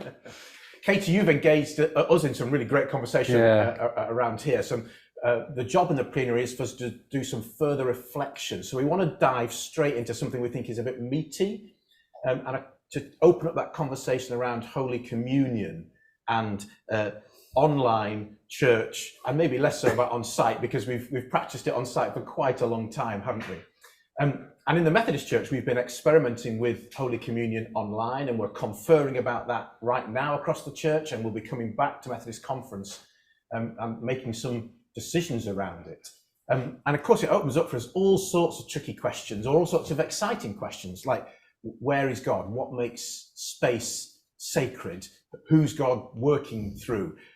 What happens when I've got the bread in front of me at home and somebody's got it online? And Katie, you're a priest in the Church of England, and I don't want to put you in a difficult spot, but clearly you've been doing some thinking and exploring around that. So I wonder if you might help us with some of the depth of thinking and considering that we're doing around Holy Communion and online church and church online. I mean, I can give it a go. Communion. So I'm going to blame Cranmer, because I blame him for most things in the Church of England. He's the one that was really given the task under Henry VIII and all that business to try and work out what are we trying to do as the Church of England, or Church in England really, when we're not the Roman Catholic Church for whom we've broken away, but we also don't want to be a wholly different thing altogether, because we want to kind of keep in with the in-laws, as it were. So how do we formalize and restructure ourselves in the light of who we are now? And Cranmer's task really was to bring together and to regularize the liturgy, the practice, to make sure that we were distinctly Church in England and not a breakaway sect of the Roman Catholic Church. So he produces, the 1662 prayer book and all of that, which most of our liturgy is still based on, give or take, and the practicalities of how we do certain things within church. For example, the bread must be picked up by the priest. So it must be physically handled in the priest's hands, rather than just on the table and gestured towards in some kind of ethereal wafting, theatrical wafting. So the priest has to physically pick up the bread and physically has to break it in the presence of the people, and has to physically pick up the wine itself, and they all have to be on silverware because that's easier to clean and all that kind of business, and less germs, what have you. So if I turn up with a Jaffa cake and a can of Coke and some potteryware, which the young people think is great. Young people, how old am I? I must be 49, give or take. They think it's great because it's authentically communion. It represents the deeper thing of God. Whereas a lot of people who are dog collar wearers and quite twitchy about getting things done properly turn around and go, well, where's the actual bread with yeast in it? And a Jaffa cake does not count. And where's the actual wine with grapes and fermentation in it? And non-alcoholic doesn't count. And where's the silverware? Because blah, blah. So because we have this heritage of the initial point of it was just to regularize and stop some heresies and heretical behaviors and weirdness, we now have this heritage, this gift, this hangover, this tightrope, this set of handcuffs around what does and doesn't constitute. So if I'm in a space where I can physically break the bread, but you're not in the same space to literally hand it to you, you've got some bread at your end that you're looking at me and going, well, if I break it at the same time as you break it, then maybe God can do the thing. And priest receives it on screen and I receive it at home, and that's great because God can still do the thing. Cranmer would turn around and go, this is completely alien to me, so I have no idea what you're talking about. But the Cranmer point of view would say, you're not in the same space receiving the bread directly from the priest, so your thing at home doesn't count. And that's, in a nutshell. I can feel ecclesiologists everywhere and lawyers looking at me askance and saying it's not quite that simple, but it really is. So it's, from a Church of England structural point of view, you can't be at home receiving the bread that you've got out of the bread bin in the same way that the priest is online in front of a camera breaking their bread. It's not the same bread, it's not the same communion, but we can't quite explain truly why God can't fix that and square the circle. So it's an ecclesiological thing that maybe General Synod might get some guts and think about it at some point, but it's a whole load of theology that's, so to be on the safe side, I'm not known for being safe, and to be kind of true to the authority of which I operate. When I'm at home helping my local parish church and doing the online communion, I say, you know, I'm going to receive communion now, and you receive communion where you are with God and the Holy Spirit.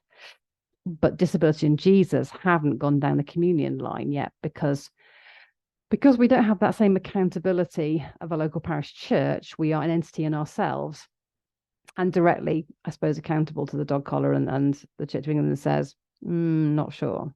So that's kind of why we've fudged it a bit and not done it yet as Disability and Jesus. Thank you. There's food for thought in all of that for all of us who are exploring Holy Communion online. Let's move on. You talked about spaces and being safe there just for a moment, and not always being safe. There's some questions amongst the folk who are with us today about safeguarding and online spaces being safe spaces. So I wonder what you've learned about making sure in your context, Disability with Jesus and all the other stuff that you're involved in, that those spaces are safe for everybody who's involved, as well as being accessible.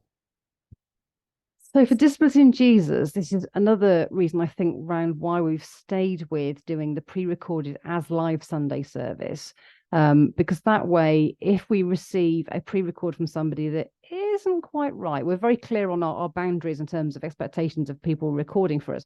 So we know when we ask someone to come and be a new recordee for us, we've got 20 or 30 people in our community altogether who record. We're very clear. We need to make sure that you have a decent background that isn't disturbing or distracting. You need to make sure that you are clothed, at least the bits of you that's on screen are clothed. You need to make sure that, you know, things like you don't have your children's pictures in the background, because we don't necessarily want people to identify who's in your family and where you are. You might not want that. So we have some very clear boundary about physically what people have behind them when they're pre-recording for us. And we're quite tight on what we ask people to record. It's the gospel reading, it's a bit of scripture, it's the collect for the day, whatever, the prayer for the day. It's the set liturgical pieces.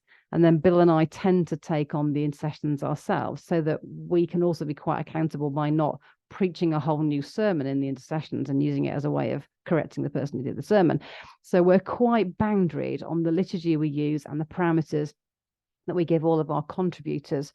And you can monitor that and you can contain that in a much clearer way than if you invite people into a Zoom space and say, oh, can you do the intercessions today, the prayers? That would be great. And suddenly you've remembered that this is the person that always goes off on one in the prayers and just preaches what they think the sermon person should have done the preach. And you think, oh, crumbs. Or people in their homes have got the wrong thing behind them on the walls, or the kid comes in across the middle of the thing and they're naked because they like running around the house and they've forgotten that a camera is public and the house is naked, all those kind of things. Now, as a community, you kind of go, this is fine. But in terms of safeguarding and going, that's really not helpful, because it could then rebound on you. Pastoral care, I think, is something that's actually really important. How do we pray for and hear the voice of the people who are really in a tough place and say, can I just talk to you about? One way that Bill and I have done this, Bill Bravener, the co-founder of Disability and Jesus with me, is we have everything shared. So the email address is shared. So we both see every email that comes in.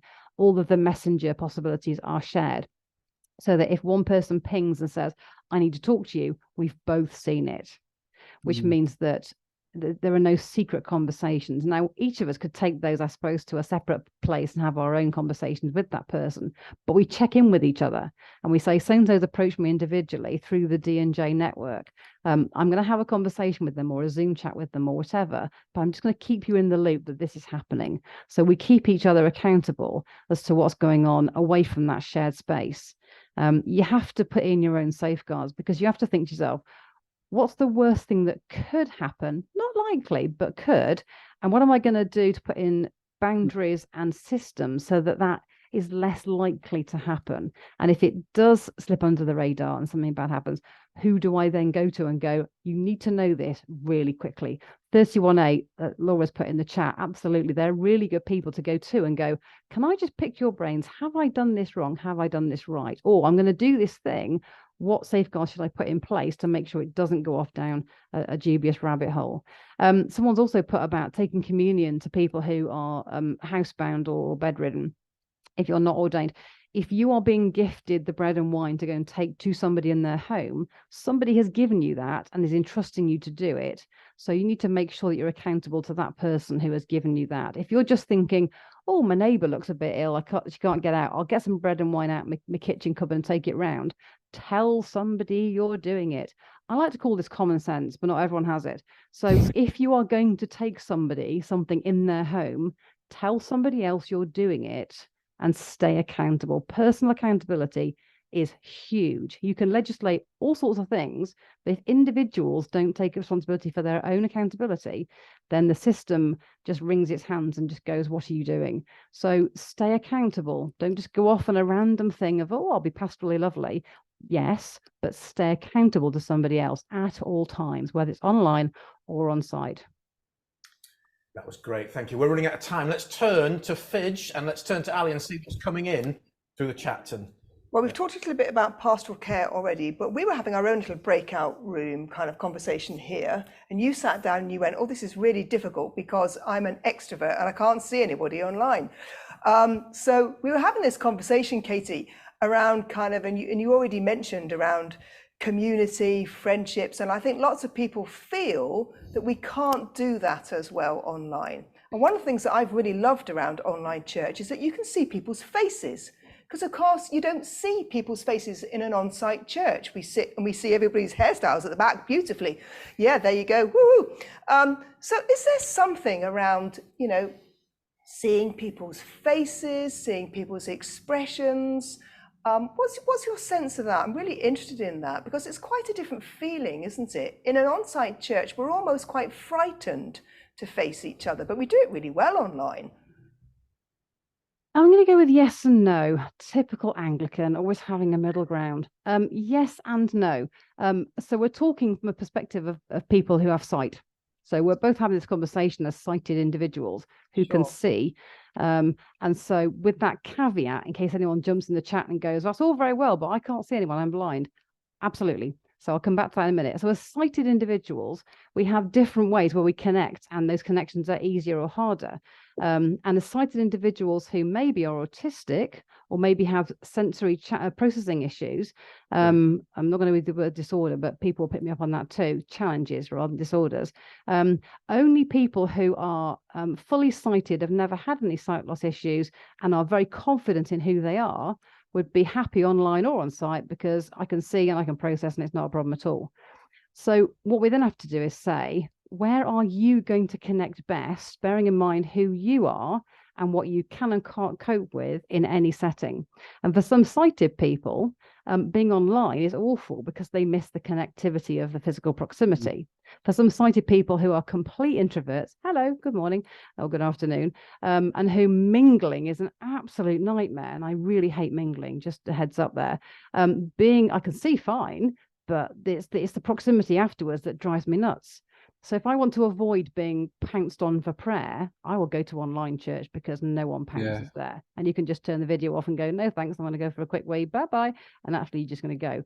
If I'm being pounced on in a church building, there's really hard to get away and it looks quite rude.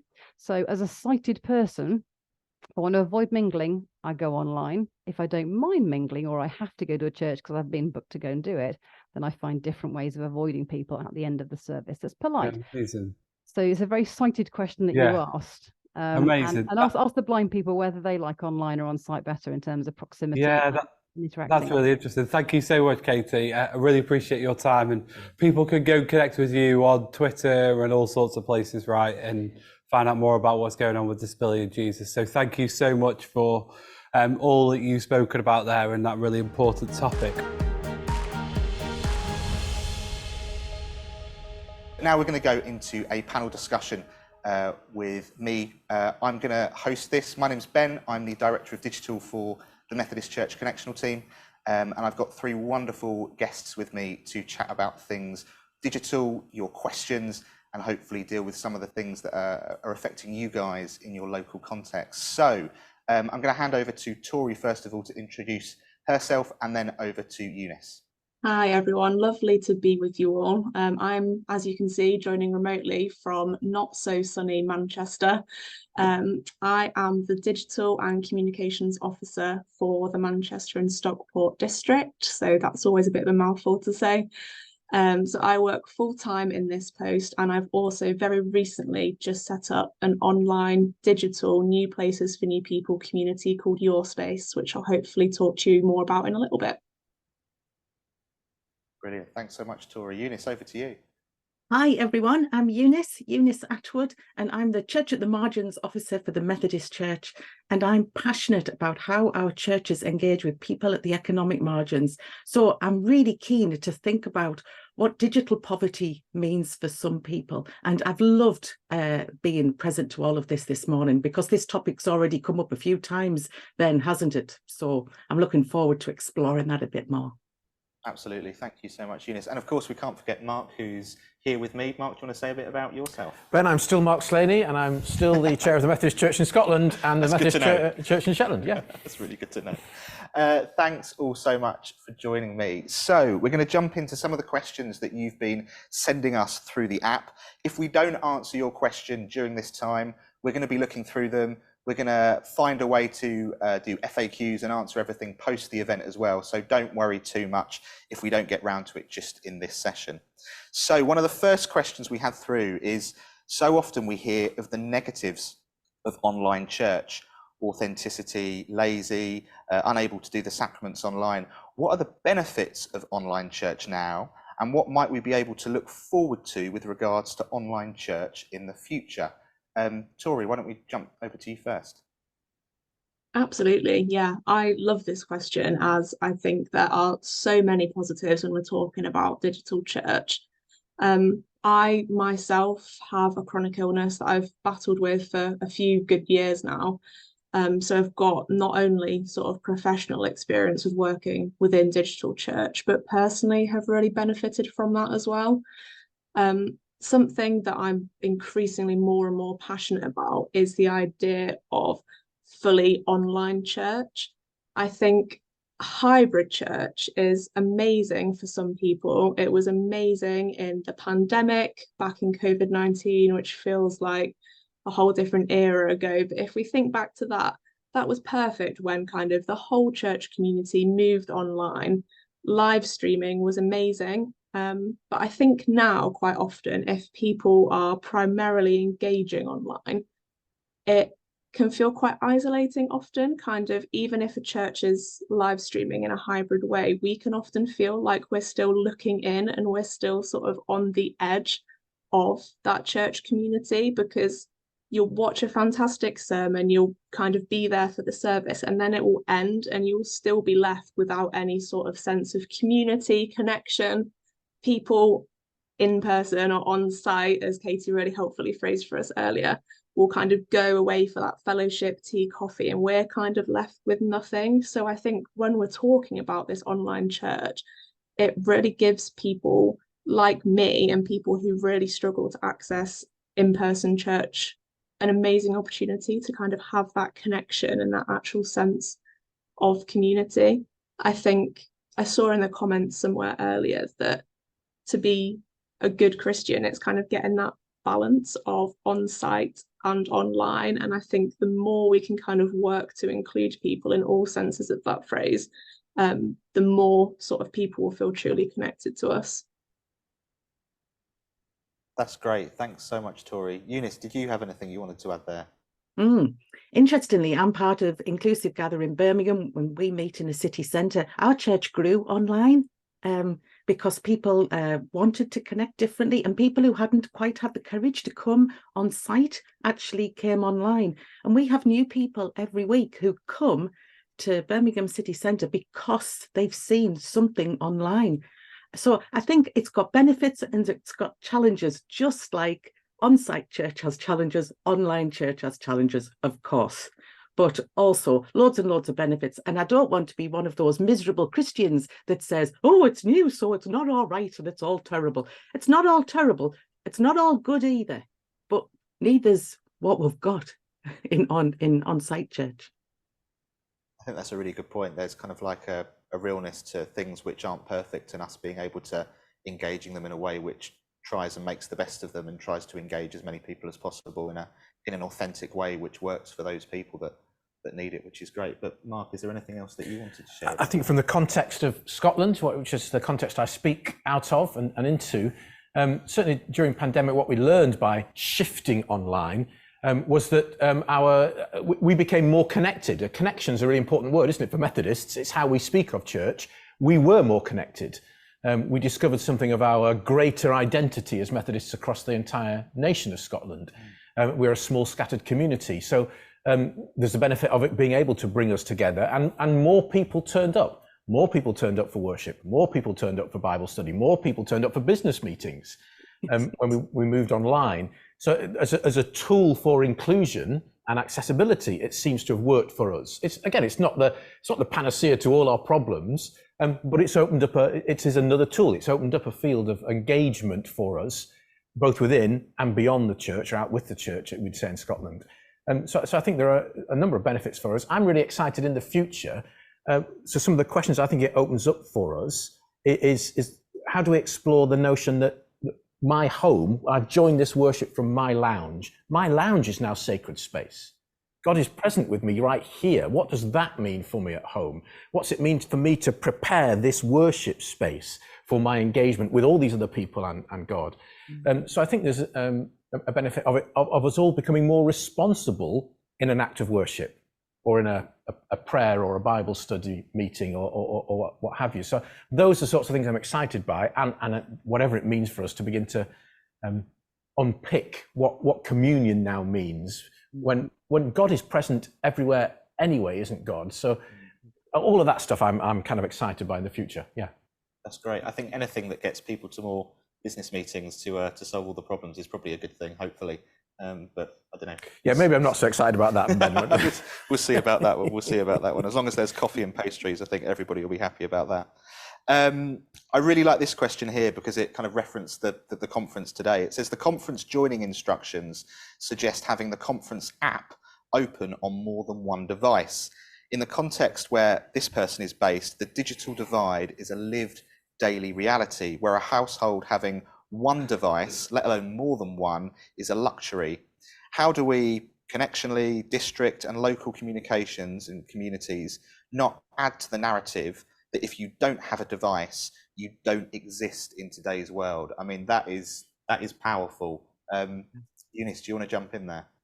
That is so powerful, isn't it? I want to carry on the thought that Mark's offered to us about that sense of connection. And I think that the gospel, at the heart of the gospel, is connection. Connection to God, to each other, to ourselves, and to the non-human world. And whenever we disconnect each other, we do something terrible. So I think digital poverty, it's quite complicated, isn't it? It's very aligned to economic poverty. So if you don't have enough money to buy a device, I mean, what kind of device can you buy? If you can only buy a smartphone, how on earth do you fill in universal credit applications on a smartphone? It's really tricky. But if you have a device, but you're not connected, so if you live in a rural community, you might have all the money in the world, but if you live in a place that doesn't have connection, and do you have the skills to use it to benefit you? So do you actually, so you might have a smartphone, but if you haven't got the confidence or the skill to actually navigate what you need, we risk actually disconnecting a huge amount of people from each other. And that can't be the gospel. So I think there's something really important here for the church to grasp, to think about who is excluded. And Katie talked a lot about this. Who's excluded from being able to participate in society and to contribute to society because they don't have a device, they're not connected, they don't have the skills to make use of it. And in the current climate, where 14.6 million people are living in economic poverty, which includes 3.9 million children, we're tempted to think the kids are all right, aren't we? Not every child is all right. Look what happened in the pandemic.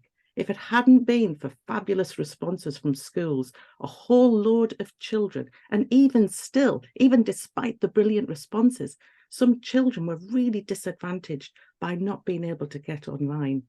And the 2.4 million people living in destitution currently, as a church, and if we believe in the gospel of Christ, we need to be bothered by that. It needs to be part of how we respond.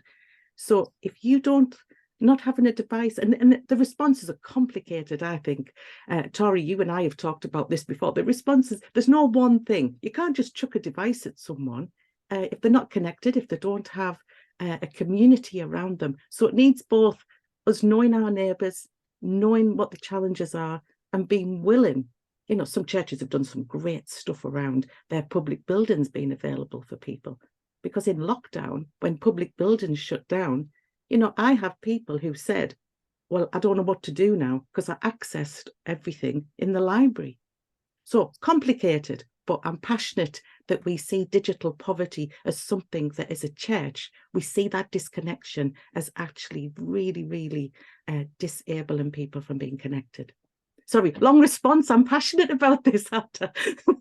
It's great to hear. And, you know, some of those statistics as well just kind of reinforce the importance of not just focusing on one thing that we think is the silver bullet. It's kind of like, oh, if we just put it on the website or if we just put it on social media, everybody will see it, everybody will know about it, and it's kind of job done. It's so much more important that we think about this is a multi-channel approach. We need to be engaging people where they are at, because ultimately we should be going to them, not expecting people to come to us.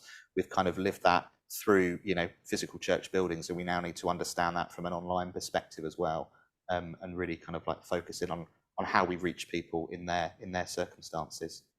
I'm going to jump on to get through some of these wonderful questions. Here's one I'm sure we'll love. John Wesley said, "The world is my parish."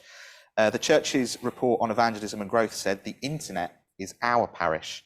How can looking backwards inform our future? So how can the church's history and heritage be used to support our mission going forward?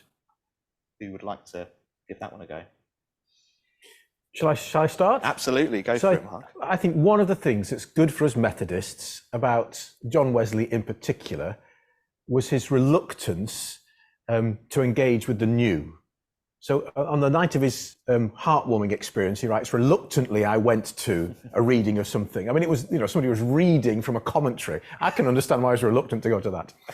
And when he made the choice to start preaching in the outdoors, "I chose to be more vile," he says, and began to preach, doesn't he? So for many of us, the natural reluctance that, it seems worse than, it doesn't seem very nice, that's in our DNA as Methodists. Those of us who are struggling, we see we ought to, or we could, or we see the benefits of it, but something in us holds us back. Well, I think that's very Methodist. I think that's very us, and I would be encouraged by that. That the brave, the courageous thing about Wesley is, of course, that he, despite being reluctant, despite it seeming vile to him, he did it. And we're now here. We're here. Literally, we're here, aren't we? Because he did that. So I think there's something for me in that, in our Methodist DNA, that gets us out of what we have been considered to be our safe Christian spaces and lives into a much bigger, broader mission field. There's a starter for 10. That is a starter for 10. Tori, Eunice, how do we go on from there?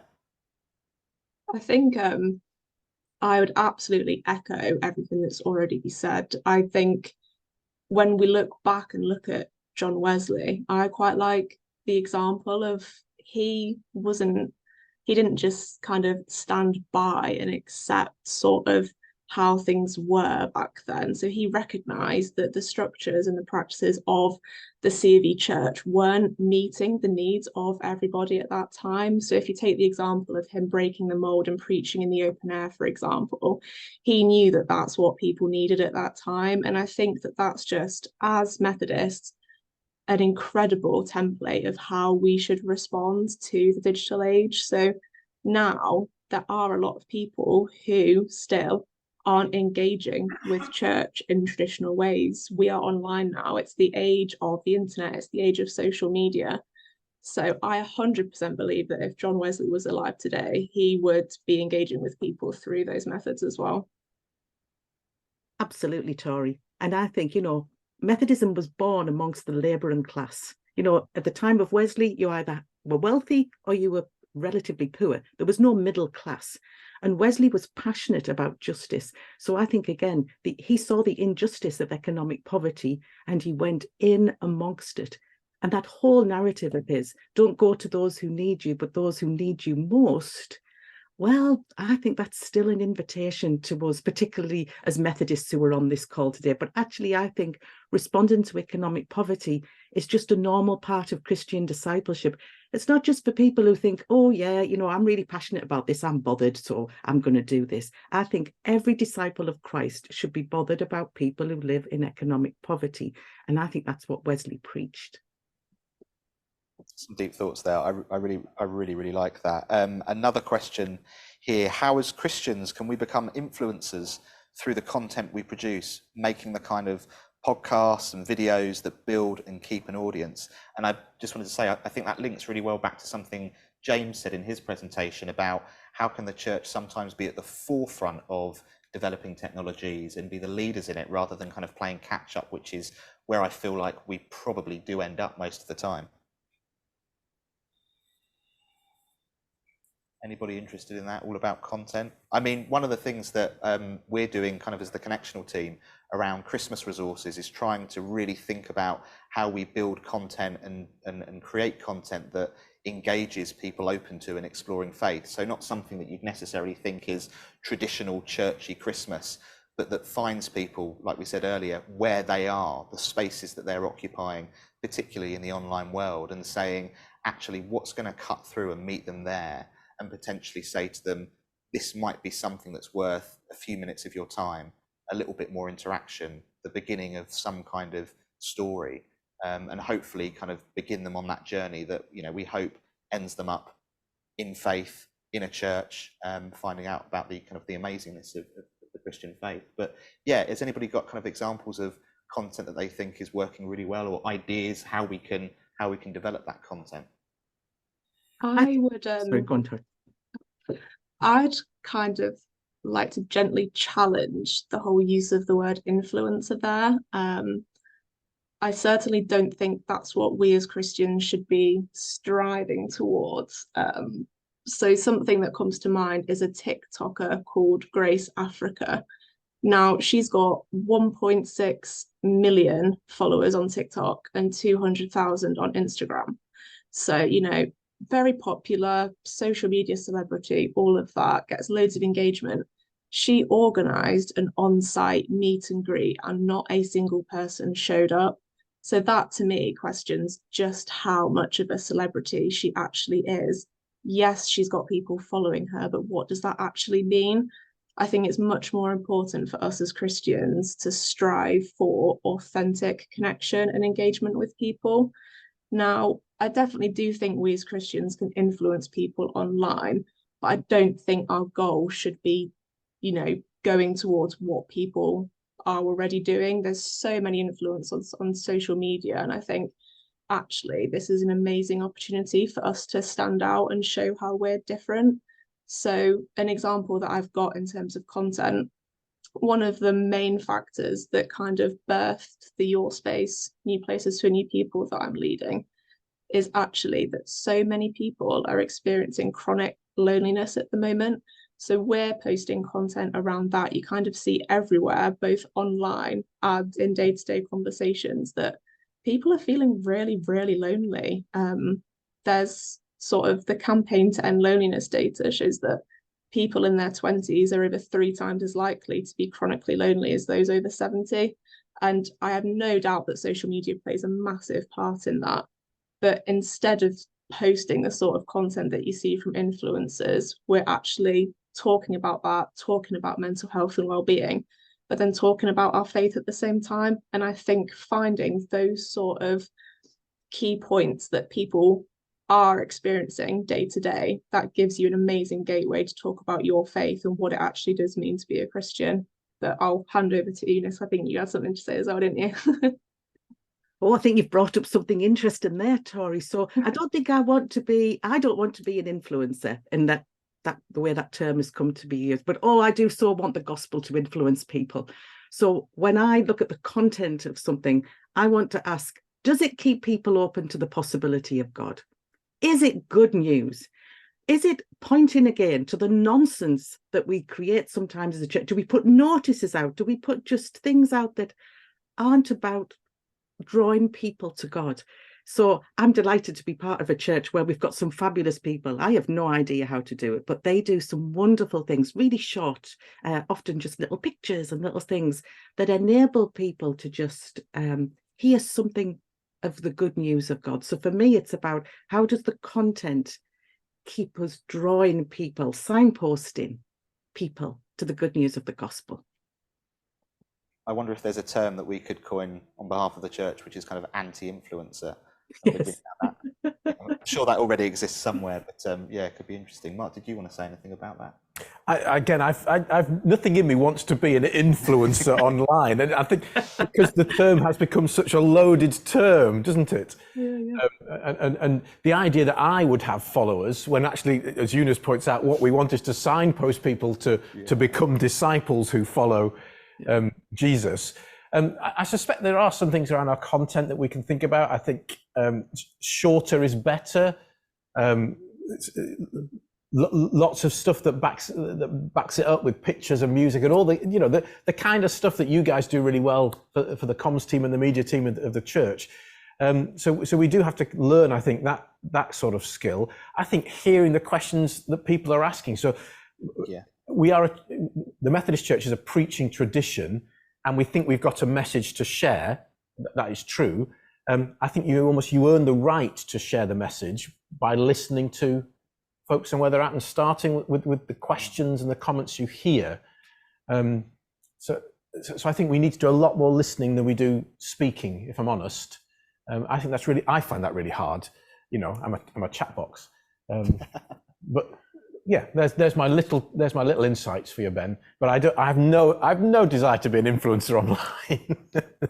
I like that. I like the challenge of kind of actually we need to listen more, and rather than kind of showing off certain things which kind of appears to be part of the kind of the influencer lifestyle. It's a lot more about how do we listen to what people are saying to respond to that need. And again, it comes back to that, doesn't it?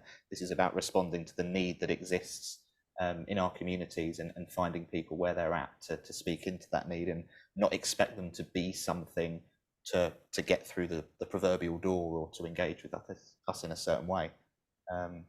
Really important. This one I love because it talks about a recent kind of priority of the Methodist Church, a justice-seeking church. So how can a growth in digital capability support the church's programs, such as the Justice-Seeking Church, which was the Walking with Micah project initially? Eunice, I'm sure you've got something to say about this as involved with Church at the Margins. I absolutely have.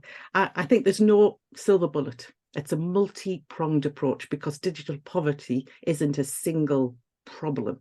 So I think it's a combination for me of us being in relationship with people, back to being connected. So knowing what is it that people want to do and can't do, and how could we, have we got any way to support them? So I know, for example, my church in the pandemic, we paid for a couple of people to have smartphones because they had no access, and we just all clubbed together and we did that. But it's not always as simple as that. I think alongside that, we need to campaign to think about how we end the poverty, because a lot of digital poverty, food poverty, fuel poverty boils down to the same thing: lack of money, a lack of money. So if we gave people a universal acceptable standard of living, they would have enough to live, enough to contribute, enough to participate, which I think is the opposite of poverty. Enough to live, sufficient, enough to participate, enough to contribute. And in a digital world where, we're digital by default, the whole social security system is online. If you can't get online, you are really significantly disadvantaged. If you're in a rural community, it might actually exacerbate your poverty. So actually not being able to get online can put you at a massive disadvantage. So the justice for me is about, poverty, economic poverty contradicts the will of God. We ought to be passionate about it as a church, but not everyone in digital poverty suffers from economic poverty. But if you are in economic poverty, you're massively more likely to also have digital poverty. And as a society, we're not doing enough to address that. There are many areas of the country that are cut off. Mark knows this from being in Scotland. They're just cut off, and the government isn't going to do anything to connect people.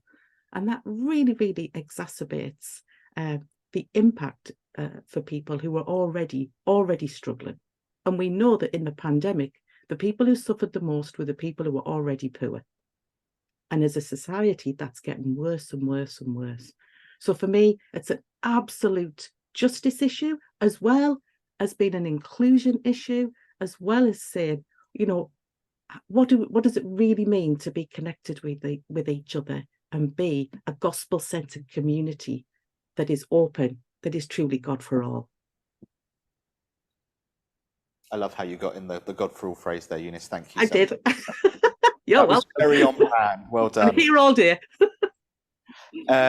Great. I'm going to just have a look at some of the other questions that have come through. Am I allowed to give you a positive story then? While you're looking at the questions? Please do. Please during pandemic in Scotland, faith leaders were invited onto Zooms and Teams meetings with civil servants and members of the Scottish Government, and we helped to shape some of the mitigations around places of worship. Since post-mitigations, we've continued to be invited to meet online with civil servants, so we got invited last week. I sat at a ministerial round table in a Scottish Government building with other faith leaders, and we engaged with the Scottish Government's policy around trying to alleviate child poverty in Scotland and some of the broader issues around alleviating poverty.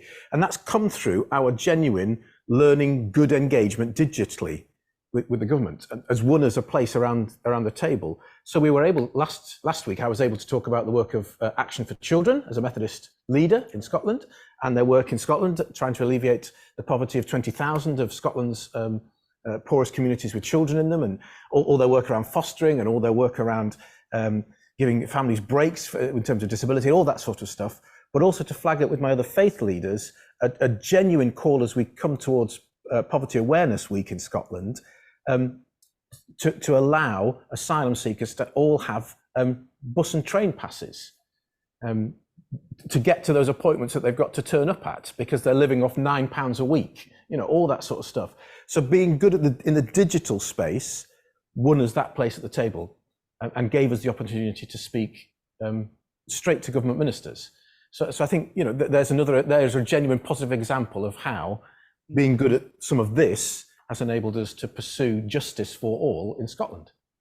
That is such a great story about digital being this enabler of things, and I think seeing digital as this enabler rather than the be all and the end all, and if we're online, if we've got the website, then everything's fine, but it is a tool at our disposal, just like loads and loads of other things that we have access to, and using it in that way. Thank you for sharing that. Such an encouraging story as well, and great to hear that it sounds like progress is being made and the conversation is open going forward.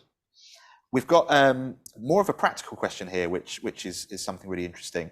How important is it that a live streamed service be publicly available as opposed to made available to a limited number of people who have requested access? So kind of getting into the practicalities of live streaming over different technologies. Tori, do you have anything to think about when it comes to that? Definitely. I think the main thing that springs to mind for me when I hear that question is that if somebody's wanting to attend an on-site church, you don't have to sign up in advance or register for that. You can just show up. And I think that would be a lot less daunting for people to kind of, just show up to something. I understand the reasons that people want that, so I don't want to discount any of those reasons at all. But I think about, especially if it's like a newcomer to your church community, that might be quite off-putting to them, having to register that as well. And I think as well, from a communications background, you see it all the time, sort of if you're trying to sign up to an event or something like that. If, for example, you see something, people are a lot less likely to kind of commit to signing up and following up with something if there's sort of loads of tick boxes and things they have to fill out. So the whole theory of communications is to make things as easy as possible for people. So that's why really easily accessible links and buttons are so important to kind of help people on that journey. So I think that's just something to think about. How can we as a church make it as easy and as accessible for people to join us, especially those that might not be used to a church community? That's really helpful, Tori. Thank you. Eunice, Mark, anything you wanted to add to either of that? No problem. Next question. Is it better for one circuit church to take the lead in online worship where it can be done well and reduce the pressure on other churches where tech, resources, internet even are a problem? And also, might this help rural communities especially? It could do. Depends on the context, doesn't it? These feel like very contextual questions. What resources have you got? Who's able to get involved? Who does it advantage and who does it disadvantage? So my question would be, who's included by that and who's excluded? And have we thought about that? That sounds like a very contextual question. Oh, sorry, go on, Mark. I was going to say, yes, it might be. And it might even be better for, and I use the word better, with inverted commas around it, for a particular person to take the lead on that because they've got the skills or even the calling, the vocation to be exploring those things online. In Scotland, the Inverness Circuit and the North of Scotland Mission Circuit share one act of online worship together each week. So they recognise that across that northern part of Scotland, it's possible to produce a contextually appropriate online act of worship that doesn't require both circuits to do the same thing twice, to reinvent the wheel. So I suspect there are good examples of it happening around the connection where we're beginning to wake up to. So there's even a question for us as a Scotland district, which is, what would it look like if there was one Scotland act of online Methodist worship a week, and release a load of people then to feel that they could engage with other things? Yeah, so I think it's a great question, and it might well be the case. But Eunice is right, it's very contextual as well, isn't it? It really is. I think what you've said there about, existing churches, circuits, communities doing this already means that there might be an opportunity for, I feel like I'm committing to something now on a live stream, which I'm probably going to regret at a later point, but maybe there's some work that as a connectional team we can do around looking at where that's happening already, learning what best practice looks like. So not rules of how to do it for people in the Methodist Church, but guidance and real life examples, and saying, if you're thinking about this, here are some things that might be helpful. Here are some examples where it's worked really, really well. Here are some things to avoid. Here are some things to think about, so that people who are thinking about doing it can say, where do I start? What does it look like? Rather than perhaps jumping in and kind of thinking, I've got to do this all by myself, but drawing on what's happening around the connection already and hopefully learning from that for all of us. I've committed. I'm sure the director of comms who's here today is looking at me. He's just saying, "Stop talking. Stop it right now." That's all right. I'll cover that one. Another one here, exploring getting online, which is a video series that we put together about getting started online. They're exploring it within a circuit that's in its infancy, all to do with social media, recording services, getting a website set up.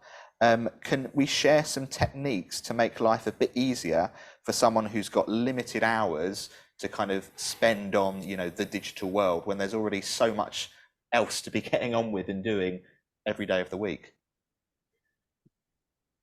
You sounded like you had something to say there. I felt like there was a very technical question that I didn't have anything to say on. Fair enough. No, that's fair enough. That's fair enough. I'm sorry that I can't produce anything that makes your life easier. I think we're all learning in the space, aren't we? Definitely. I think one of the things that we'd always say as a comms team is that choose to do a few things well, rather than trying to kind of do everything all together.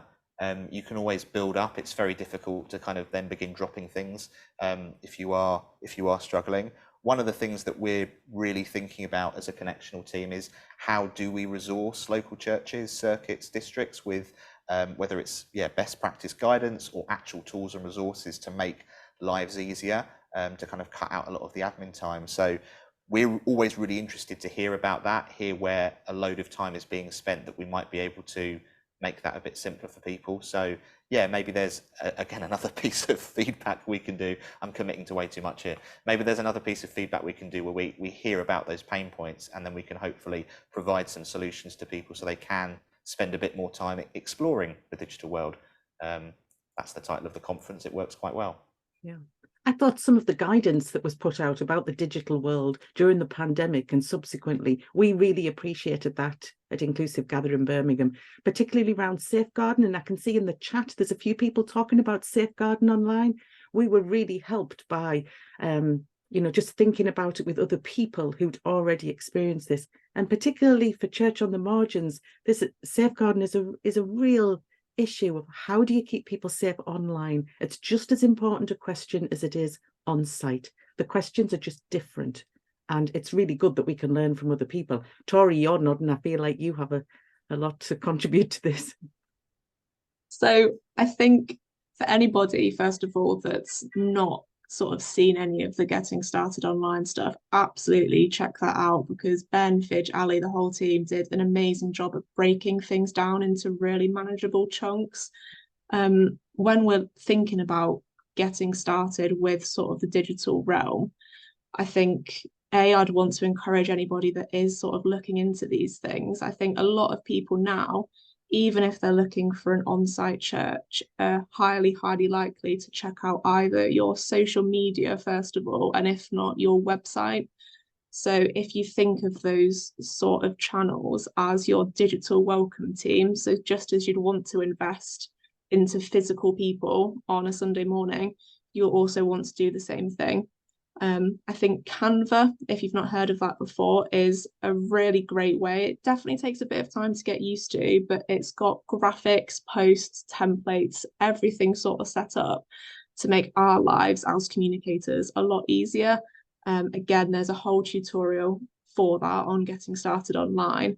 And once you are kind of more comfortable making things look more visual, that then makes our whole jobs on things like Facebook and Instagram and X so much easier and so much better to engage with people. So 100% check those videos out if you've not done so already.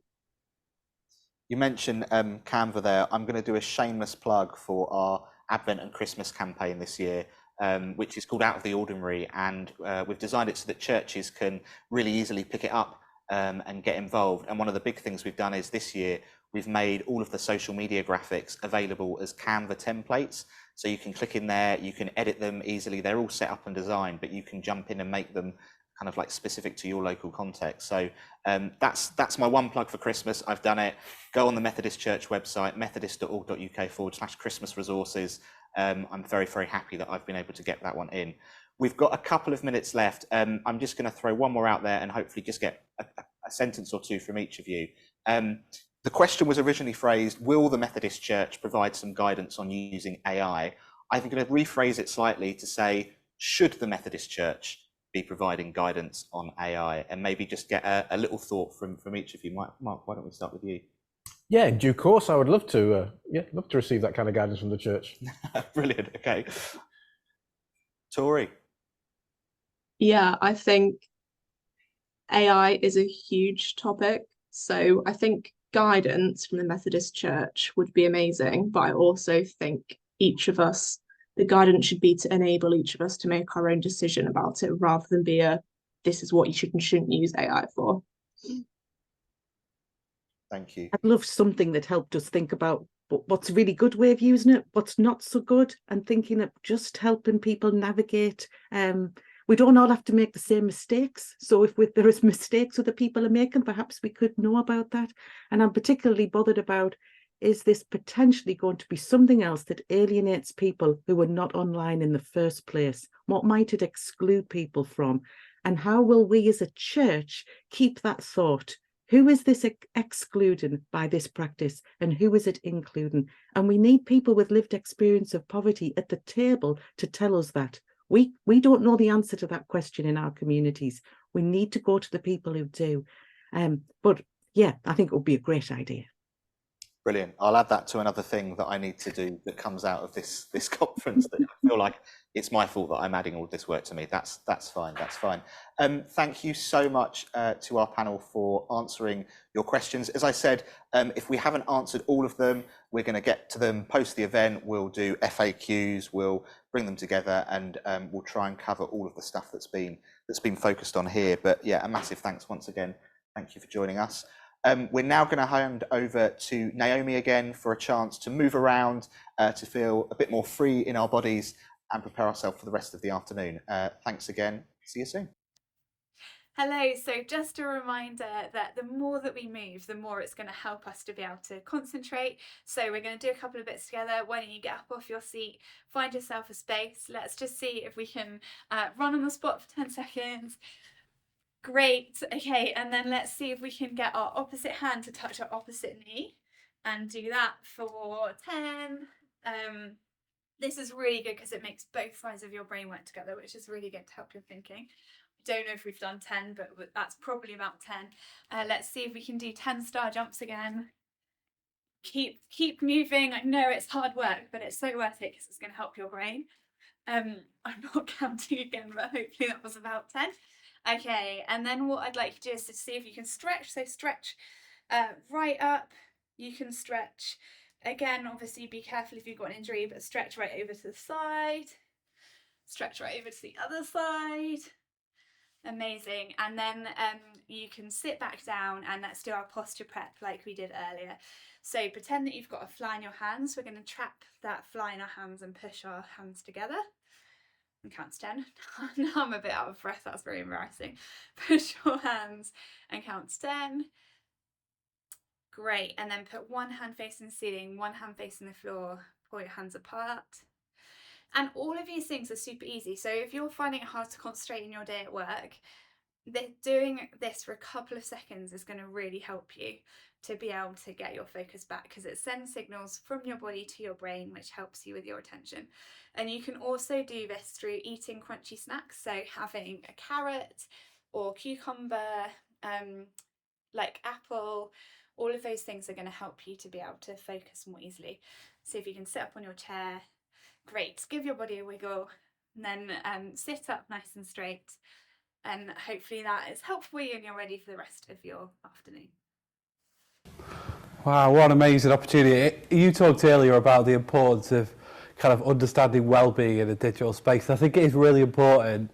It's one of the areas we could speak into. And Tori, those questions were, what a great opportunity to ask questions, also to think through some of these issues. I think it's really interesting that we probably need to find ways, and me and you get to do this, have that privilege of spending time with people in the space to really unpack some of these questions together.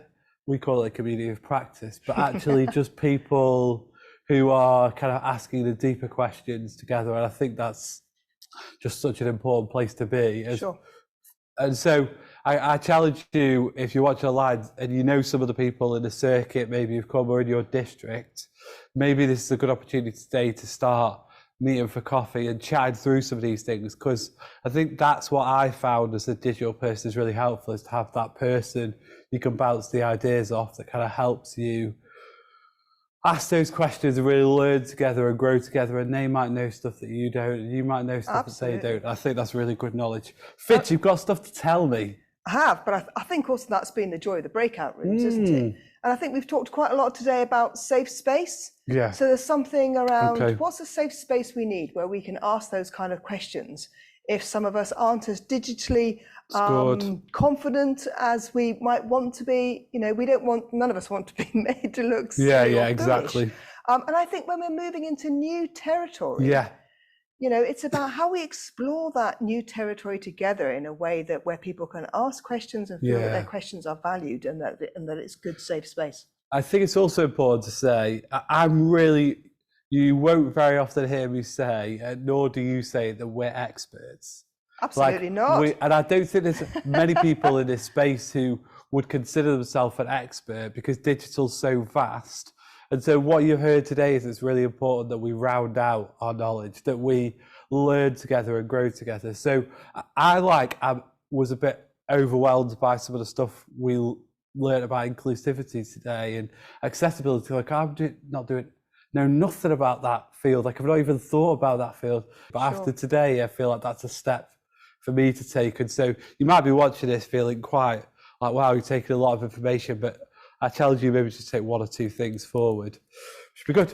Yes, so I have got some things to say. So, friends, we were giving you a week competition at the start of the week on our app, and we've done a big draw today. What was the competition for those that didn't find their way to it? Oh, now you're going to catch me out.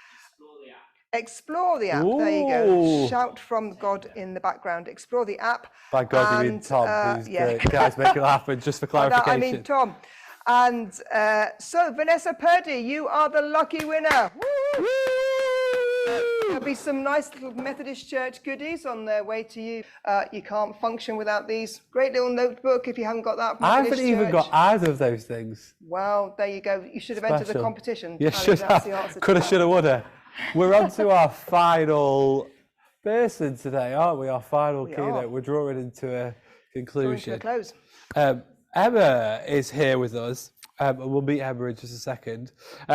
A little bit of kind of background, but I'm sure she'll introduce herself, and you can go on the Who's Who to find more out. Emma's a social media marketing specialist and the founder of a purpose-driven social media agency, Sociabel. I hope I got that right, but if not, correct me. I'm getting thumbs up, so we're right. With over 12 years worth of knowledge and expertise, and a track record of creating campaigns for the Church of England, the Archbishop of Canterbury, and Thy Kingdom Come. Yeah, thank you so much for having me. No, amazing. I'm going to hand over to you and let you take us forward. Great. Thank you so much. Hello, everyone. Welcome to this session on From Bulletin Board to Engaged Community. My name is Emma Sijuwade, and I'm going to take you through this today. So a little bit about me. Thank you so much for the introduction already. But as I said, my name is Emma, and I am the founder of a purpose-driven social media agency called Sociabel. I'm really, really passionate about, building online communities and helping organizations and brands really, get the most out of their social media presence. And I currently also run one of the largest social media channels in the UK for Black women and girls. So social media really is something that I think is an incredible tool to grow whatever it is and whatever message you're trying to get across to the world. So as the introduction said, I've been very kind of blessed to work alongside, some leading organisations and Christian charities, such as the Church of England and the Archbishop of Canterbury as well. So before we get into how you can actually transform your social media presence, the number one question I often hear is, does my church or brand or business really need to be on social media? And the answer is yes. And this is the reason why. So, there's an estimated nearly 5 billion people now using social media across the world, which is obviously a huge part of the population. So, our mission is to spread the gospel, and, considering more than half of the world is online, there's a huge mission field here. And, the harvest is truly plentiful. And also, according to Forbes, by 2027, it will actually be approximately 6 billion people on social media at that time as well.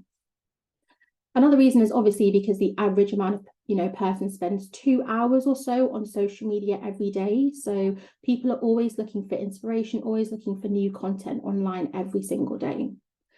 Social media is also officially now the fastest way you can actually reach your audience compared to, other forms of traditional media. You're able to see things like your reach and your engagement almost immediately, which is an incredible thing.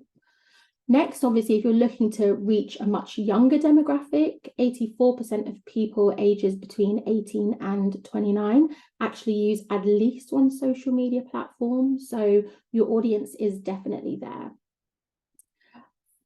You're also actually connected to a global audience if you ever needed to kind of interact with different countries, other spaces, And lastly, social media is a free tool if you plan on using it organically. So yes, the answer is yes. You do need to be on social media if you want to kind of, in my opinion, be spreading the gospel online. So let's get into how you can actually transform your church's social media presence. I'm going to take you through 6 different tools, strategies, and tips to help you change your presence from a bulletin board to having more of an engaged community. So the number one thing is, and the most important in my opinion, is to know exactly who you're talking to and who you're trying to reach. And it has to be much deeper than, oh, we're trying to reach our church congregation. Oh, we're trying to reach young people. What is it about your congregation? What is it about young people? You know, what are their interests? What do they like? You know, what is it that they're looking for online? Because if you don't know them, how will you reach them is what I say. So, you know, there's great tools that you can find, you know, use on Facebook, on Instagram to find out who is actually following you, who is interacting with your content. So that's really important to know as well. It's very important to note that your target audience will not be everyone, and that is okay. Knowing who your audience is allows you to kind of tailor your messaging to their specific needs and interests, which will create relatability between you and your target audience as well.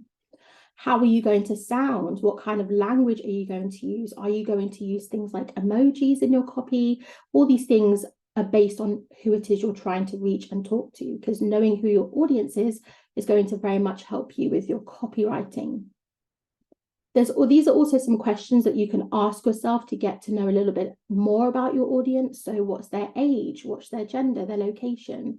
What are their interests, their personality traits? Why are they even using social media, or why are they even following your church?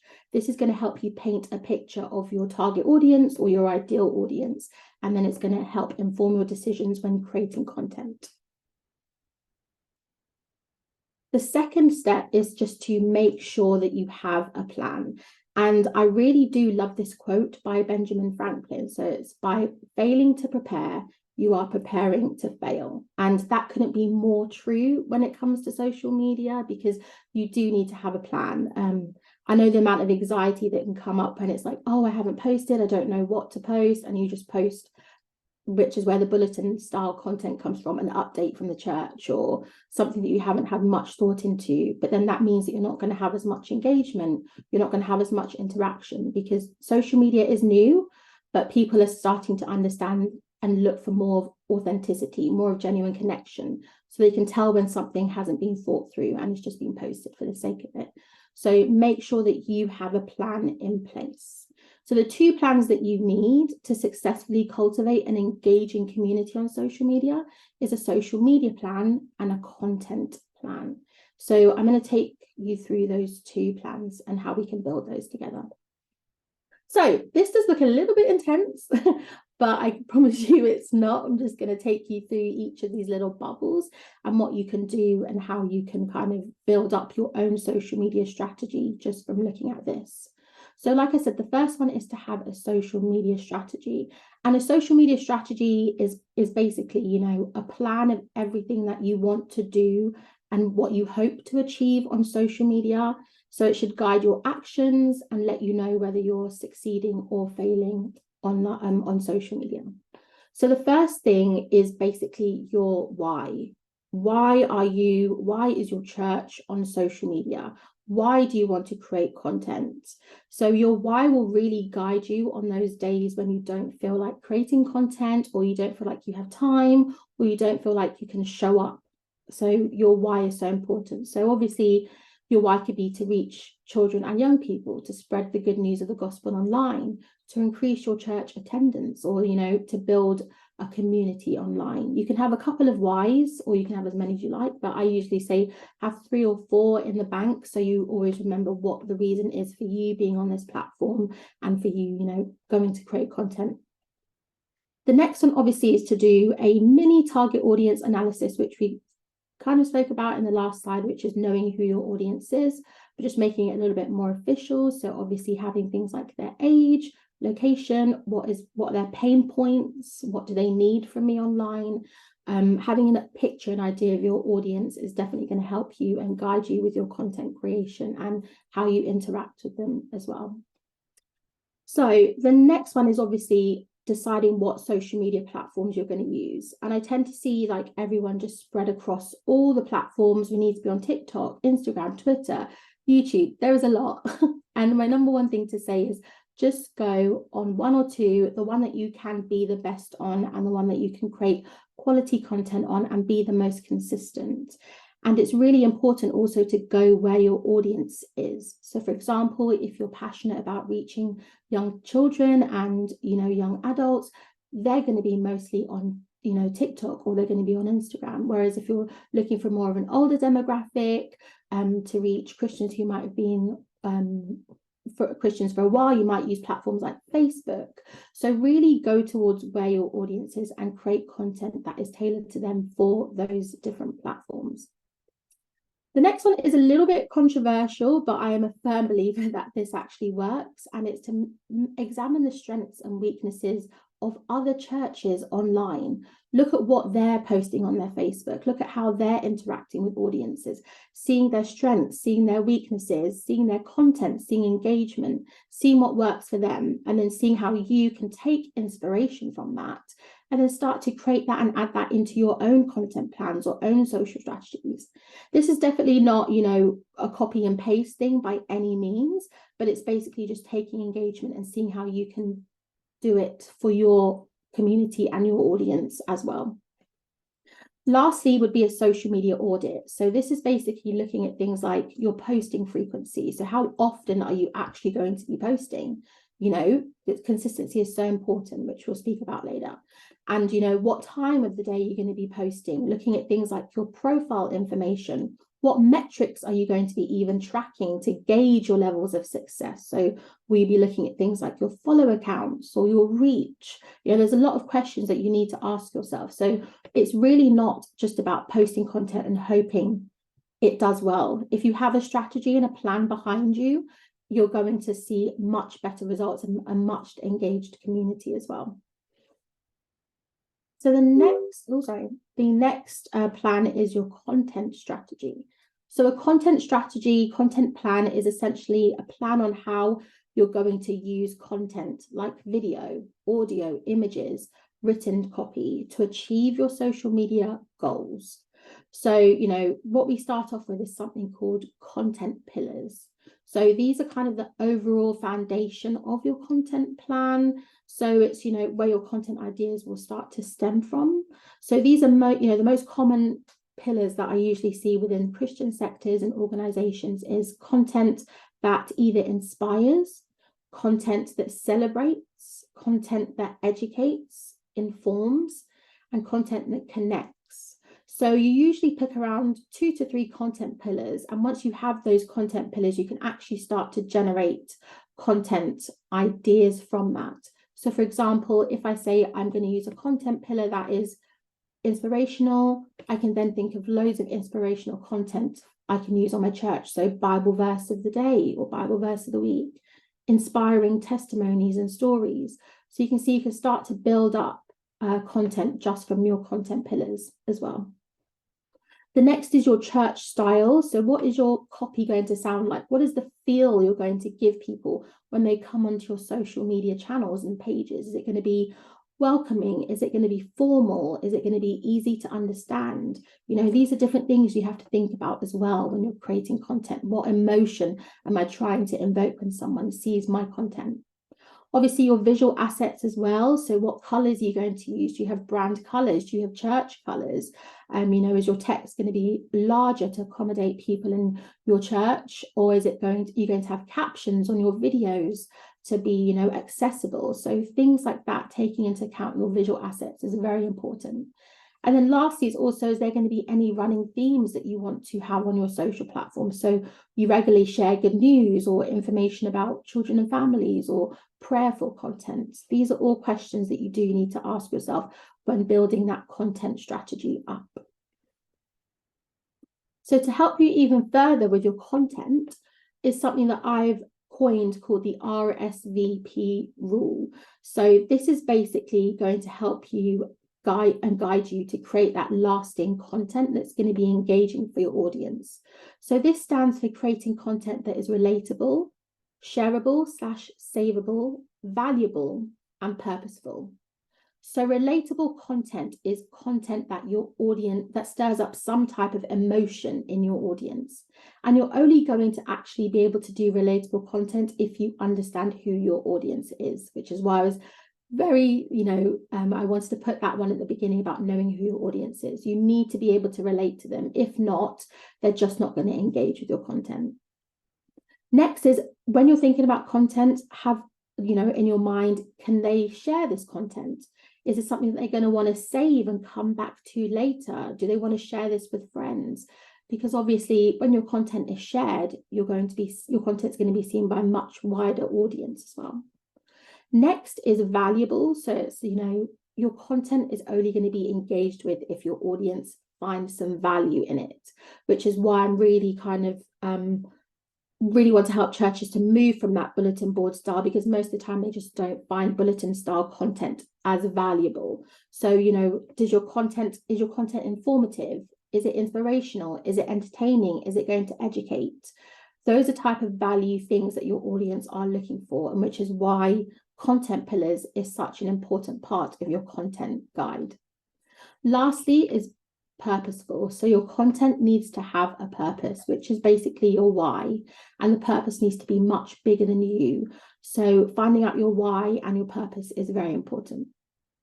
So basically, I believe that if you can hit between 3 of these strategies, you'll definitely start to see huge improvement in the quality of your content, but also the increasing in engagement as well. As you can see, as the example here, one of the posts that we did with one of the platforms that I run, we hit all 4, and this is why you could see the reach was incredibly high. We had quite a lot of saves as well, 33,000 people saving the post. So that gives us information that, right, you can see that it's been engaged with, and we hit every single one. We tried to be relatable, shareable, give value, make sure that it was purposeful as well. So here are some actual examples of content where you can actually hit the 4 strategies. So for example, Bible verse of the week. It's relatable because obviously you're a church, your audience is looking for that type of content. It's going to be shareable because they're going to want to share this inspiration or, this verse with their audiences, or save it and come back to it later. They're going to find it valuable because it's kind of teaching them as well about the Bible. And then obviously it has a purpose too. Same goes for testimonies of hope. You have something as well called Meet the Team. So if you do like a little get to know the team on your Facebook page, your audience can relate to it because they'd like to know the people behind the pages. It might not be shareable, but it's still valuable and purposeful content. But you have things like ways to get involved in the church, which might not relate to everyone on your socials because not everyone might be able to make it to your church, or they might not even go to your church and they might come to your page for other reasons. It's not necessarily shareable as well. It's still valuable and purposeful. And then obviously things like what's coming up with your church is the same. So it has value, it does have a purpose, but it doesn't hit the relatability and shareable factors as well. I'm not saying to completely ignore the ones that don't hit that, but just make sure that isn't the only content you're sharing on your platforms, because that's what makes your platforms more of a bulletin style page rather than something that's evergreen and your audience can keep on coming back to your page for inspiration, motivation, encouragement, and education as well. Okay, number 4 is to actually use the data you have to see what's working. And this is such a crucial tool because it's so important to look at your social media analytics and insights, because you could be creating so much content and it's not really, hitting with your audience. So it's better to look at, right, what is working from the content I'm creating? What's getting that engagement? What's getting that reach? What's getting people talking? And then create different variations of that type of content because your audience like that type of content and are interacting with it. So I always tell people, please look at your data to see what's working. And as you can see here, sorry, I was going to say on Facebook, you can do this very easily. So on Facebook Business Studio, they have an insight section where you can compare all the content, I think it's from the last 90 days that you've done. And you can see what's working there. And the same for Instagram. If you go to Insights, you can also see which posts have had like the highest interactions, which posts have had the highest reach, things like that as well. So the fifth one is, I would say, pretty obvious, but not a lot of people actually do it. But it's to actually be sociable and interact with your audience. So, you know, social media actually wasn't designed as a one-way communication tool. It's actually, you know, you're supposed to be communicating back, and it's those who do that who have the most engaged communities. So, you know, making sure that you're consistent is a way to keep on kind of interacting and being social online. So, you know, if you say, right, we're going to post 2 times a week, at least your audience is aware that, right, I'm going to get really good content from this page 2 times a week. Consistency is so important. Obviously, things like replying back, giving a like to comments that you get really shows your audience that you care about them and you care about their opinions, and that's going to increase the likelihood of them commenting on another post that you do as well. Obviously, being authentic with your relationships with your audience, so asking them questions. So you can do things like polls on Instagram. You can do things like asking for questions in groups on Facebook. Just getting to know your audience a little bit better is going to create that interaction, and they're going to want to engage a little bit more as well. Next is obviously to share a little bit of behind the scenes of the people behind the page, perhaps, or a little bit about your church. And people really do love to see the people behind the page. And that's why you can see a lot of the time on TikTok, a lot of these big brands have faces, you know, as you know, there's people who are the face of the brand on these platforms because people need to connect to something. So yeah, it could be worth trying that kind of behind the scenes look as well. And then lastly is to just see this as an investment, you know, see social media interacting, being social as an investment, not just only into your church, but also into the kingdom, because that's ultimately what we're trying to do, is to get people to understand the gospel and to make disciples. So it is an investment that's worth having and worth doing as well. Lastly is to utilize the free tools that are online. So the free courses, the free websites, the free content generators, because I totally understand social media is not easy at all, but there are a lot of things that can help it become less stressful. So these are some of my favorite. Meta Blueprint. So it has, you know, every single question you might have about Facebook is on Meta Blueprint, and they take you through loads of free mini courses to help you, you know, establish your online presence, to setting up your pages, or to, you know, things that you would like to know about Facebook. They're all on Meta Blueprint. Same with Instagram blogs. So they show you how to set up multiple things on Instagram blogs, any tips, you know, how to increase your engagement. It's all on that Instagram blog as well. Next is something called Canva Learn. So there's so many free courses on how to build a logo, how to make a graphic, and the courses are like 10, 15 minutes. So like they're not really even courses, they're more like sessions. So how to build these things, how to do a Facebook post, how to create a WhatsApp graphic. So it's called Canva Learn, and it's really helpful. And all of these things are free as well. The same for TikTok Business. So you have a lot of different like tips and tricks and guidelines to creating good quality content on TikTok as well. And these are 2 of my favorite ones. Obviously, you've got Copy AI if you need help coming in with content ideas. Obviously, we have ChatGPT as well. But obviously, you have, you know, Copy AI is a really good platform for social media as well to generate those kind of content ideas.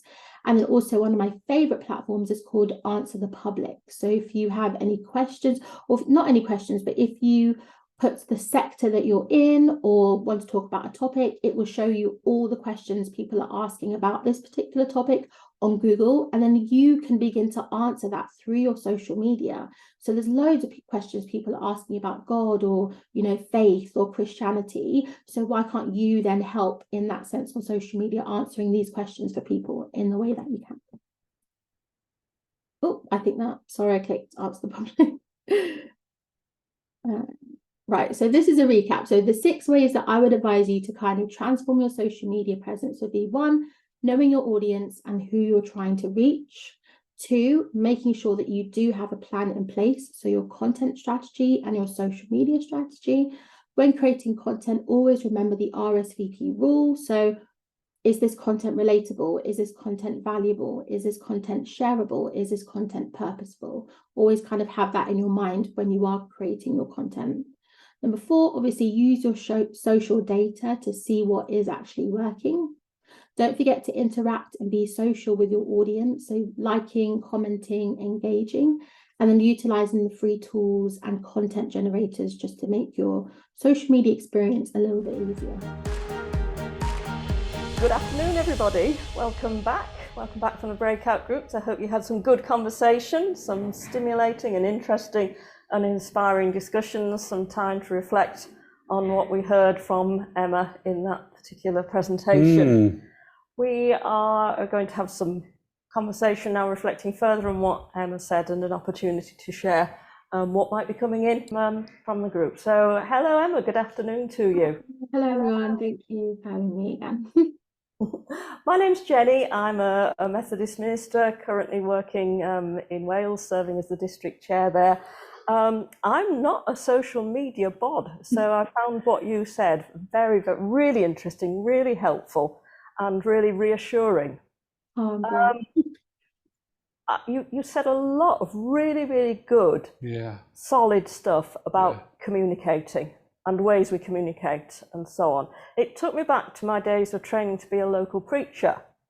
How you compose a sermon, how you think about your audience, how you invest in your own training, and how the church invests in the training of local preachers, communicators of the gospel. This is a means of communicating the gospel. And I was thinking, well, how you spoke about the importance of investing in social media.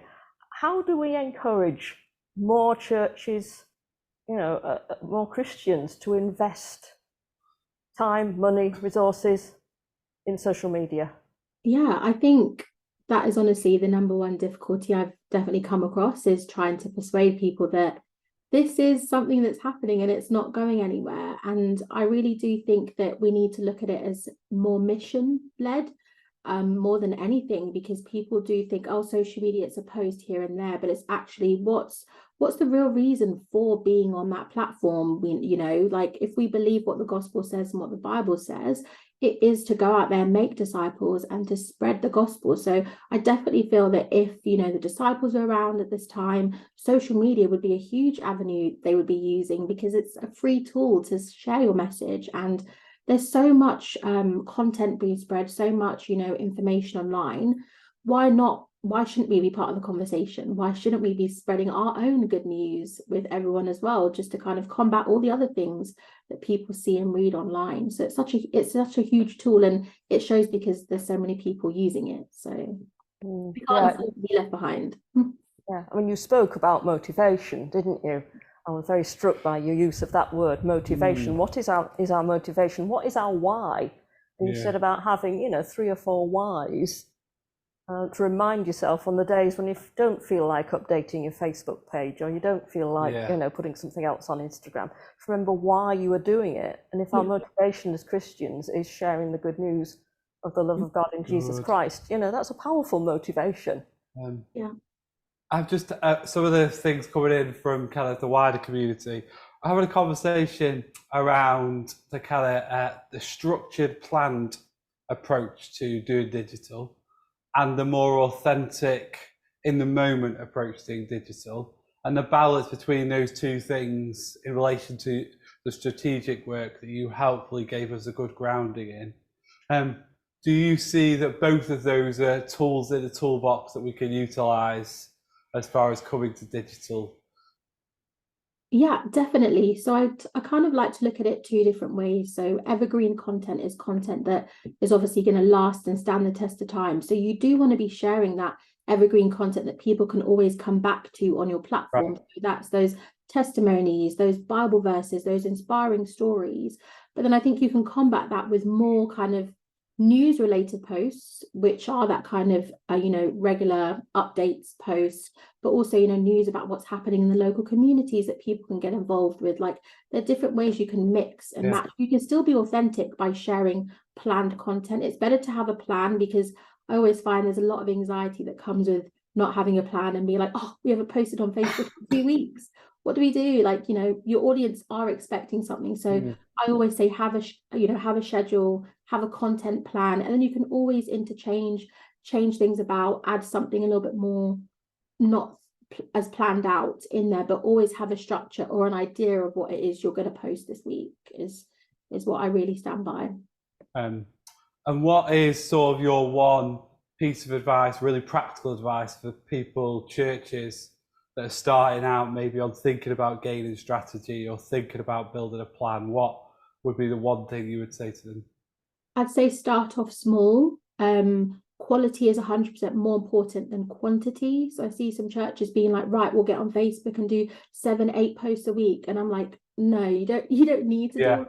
Right. Post once, post twice. At least your audience is going to expect something from you each week. And you don't have to be on all social media platforms. Go on the one you feel that you can tackle the best, you understand the best, you have the best resources. So not everyone can do TikTok because they don't have video. Yeah. You know, things like that. But go to Facebook, you know, create content for that platform where you also think that a lot of your audience might be as well. Great. So Emma, I've got a fantastic question for you. So you talked about, I think it was like 84% of young people are on social media. And of course, you know, we all want our young people to be part of the church. They are part of the church, but we're always wanting them to be more young people in the church. And I suppose from a lot of the people that we work with, Ali and I work with, are adults who are in charge of doing the social media. So what's your sense of how we try and encourage young people to be the custodians of a social media for a church or for a circuit? How do we encourage our young people to be part of that process? Yeah, that's a really good question. I think it's definitely having a church advocate, so someone who might be younger who's willing to put their face online, because obviously you gravitate a lot more to people who might look like you or who might be the same age as you, and you listen to them a little bit better. So encouraging that church advocacy from young people. But I also think looking at different online platforms, like I know the Way UK is great. They're young people going out on the streets of London. It's looking at how other places are doing it and how other people are doing it, and kind of mold your own strategy around that and see if that works. I think, you know, not children, but I guess young people are on social media and they are Christians as well. So they're looking for that community, but it's just finding people who look like them, sound like them, to advocate. Yeah, Jenny, any reflections, anything else? I've got one more question, but I'll take mine to the last. You go, Jenny. I guess I liked your RSVP. Yeah, I like helpful acronyms. It's got to be relatable, it's got to be shareable, it's got to be valuable, and it's got to be purposeful. I suppose that goes back to your why, doesn't it, and your motivation. Really do you have any other, you know, helpful hints and tips that we can remember? Oh, that's quite a good question. Oh, I actually don't know. Yes, we're being the speakers, Jenny. We've done it. I think I just definitely want to, you know, reiterate about going back to your analytics is very important. I think just because sometimes it can be really, you know, demotivating when you don't see engagement up, or you know, you know, but sometimes we're always looking at things like likes, or how about you look at your reach this week and see like how many people you reached this week compared to last week, you know, because you know, engagement is good, but you want to make sure that your content is actually being seen by people. So maybe track different forms of metrics each week, just so you don't feel as demotivated or sad that it's not getting what you thought it would get. Awesome. Last question from me that has come in from Zoom, I'm presuming. Just on a really practical note, it's probably an easy question for you to answer is different content for different platforms. So what's your approach to different content for different platforms? Yes, I'm a huge advocate for that, because you want to kind of create a FOMO type of situation. Yeah, right. So you don't want them to see the same thing on Twitter, the same thing on Facebook, the same thing on Instagram, because why would I follow you across all three platforms when I've already seen your content technically? So you want to be creating something that is going to attract your Instagram audience. That's why it's very important to look at who's following you on there, because it's going to be very different to who's following you on Facebook. So definitely look at your insights and create content for different platforms. Yeah. Fantastic. So one of the questions that has come in is about how do you good folks get training? Well, one of the ways in which you do that is that we offer training in the Methodist Church. So you can go onto our YouTube site or onto MCBX and you can follow the course that Ali, Holly, Adams and myself had been filming last year. It's called Getting Started Online. And there are about 24 very short videos. They're only about 5 minutes each that you can go onto those and have a look at that. Sadly, more of listening to you and me talk, please. Might put people off after today. And we've also just starting some digital training for our local preachers, worship leaders. So if you get the Methodist news on Thursdays, there's information about that. It's also on the Eventbrite page. So we can send you out details of those. So that's some of the digital training coming up from our end. And we're going to be using quite a lot of your material, Emma, because it's absolutely fantastic. Thank you so much for that. No problem. Thank you so much. Just one more tip for people that about scheduling and about having a strategy, because I was really interested in your strategy for content. Lots of people not really sure about the whole context of a strategy. How much time would you want to encourage people to really think about their digital strategy? Yeah, I think if you have a good strategy, you only need to do it once every 6 months, in my opinion, even sometimes to a year. Obviously, you can change things are interchangeable, but you only really have to do it once. So kind of setting out, time to answer those questions, to understand who it is you're talking to is crucial. You're not going to be able to, unfortunately, see, growth or engagement on socials without that. It's unfortunately gone are the times where we could just post and ghost, which is what I call it, without having much of a thought to it. But people understand social media now and they're looking for much more authenticity and deeper connections. And you can't do that without asking yourself the questions that you need on strategy. Amazing. Thank you so much. Thanks, Emma. That's absolutely brilliant. And thank you so much for your time with us this afternoon. We've really, really appreciated it. Absolutely. Thank you so much for having me. So, friends, we're coming to the last 15 minutes of the day. Who can believe that? My goodness. Woo! Hope you're all still with us and still keen and still going. We started our time together with a sense of bringing ourselves to God and to each other. And we're going to continue that as we come to an ending and a closing. We've asked Mark not just if he would do a closing worship, but have a sense of what have you learned today? What are you going to take away with you? So we've asked Mark to think around doing a commissioning. What does it mean for us to be commissioned as digital disciples of the Lord Jesus Christ? So we're going to hand over to Mark for our closing commissioning.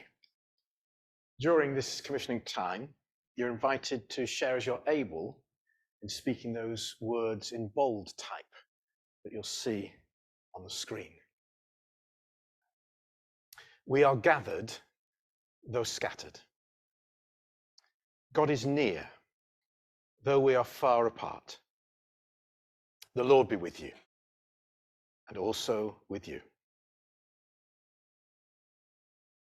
We are called to explore digital spaces and tools, like Moses was called in the wilderness towards promised land, like Isaiah was caught up in heavenly vision, changed by it, and willing to be sent, like Peter and Paul coming to see the inclusivity of God and going to new people in new places, like John Wesley, deciding to be more vile and preach outside the chapel in the fields. The World Wide Web is our parish. In the silence that follows, each one of us is invited to reflect on what we've seen and heard, thought and felt during this Exploring Digital Day conference, in order to seek to know what it is that we will now commit to explore further, put into practice, be more or less of. And you're invited to share a few words of commitment in the commissioning post, which has appeared in the Interact section of the app. That which comes to heart and mind during this 3-minute sacred space of commissioning.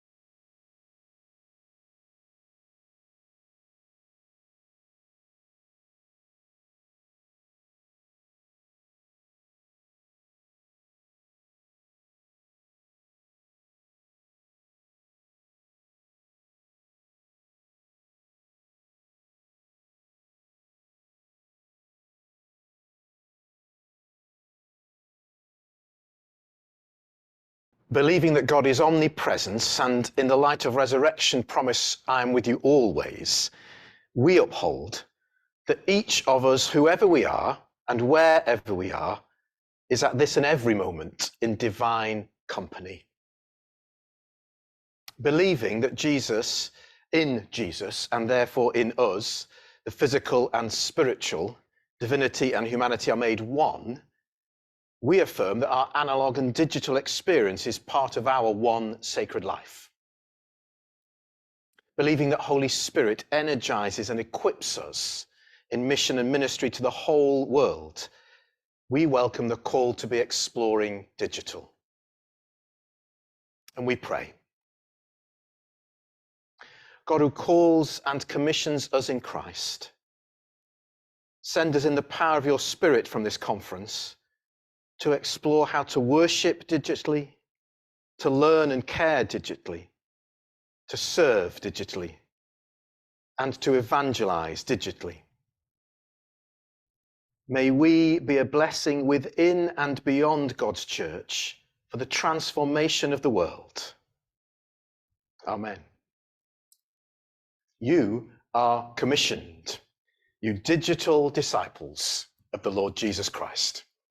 Amen. Thank you so much, Mark. And here we are, the team gathered all together. We're just waiting for Mark to zoom on in. Mark. Here he is. Friends, we just wanted to gather together to just say a big thank you for you good folks for being here. But of course, we want to thank our keynote speakers, James and Katie and Emma. We want to give a thank you to Naomi for all that movement. I think the picture of me trying to put my fingers on top of my head has been a spectacular one on Twitter. Eunice, Ben and Tori, it's been great to have you good folks online. Thank you so much for joining in our panel. I hope there's some really useful conversations that we can take away with us there as a Methodist Church. Jill, you haven't seen much of Jill being behind the scenes, and Tom and Susie, you can't see them. I wish we could turn. Oh, you can't see them. Hey. Want to big thank you to all you folks who have been facilitating the small groups. Thank you very much for giving up your time. And obviously for all of you people who have turned up today, for all of those who have signed up to watch this again a bit later on. And of course, we're all going to do that, go back and do that again. Thank you all for giving up your time on a Saturday. As always, we've got a wee evaluation form for you to fill in. This helps us improve our services to you. You'll find that in the schedule section under close, and Susie will also whiz you out an email about that. Please take the time just to give us some feedback. It's the first one of these kind of conferences we have done. We're really keen to hear how we can resource you as the church. So please fill in the evaluation form. We hope that you have a fantastic rest of Saturday. We've all got to try and work out how we get home. If you happen to be in Cardiff, give a big shout out to Ali, who's running, what is it? Just a halfway round. Just a half. Just a half. The rest of us are all trying to work out how we get home on the trains that aren't existing. But we hope you have a fantastic rest of Saturday. Thank you so much for being here. Big wave from the team. Bye.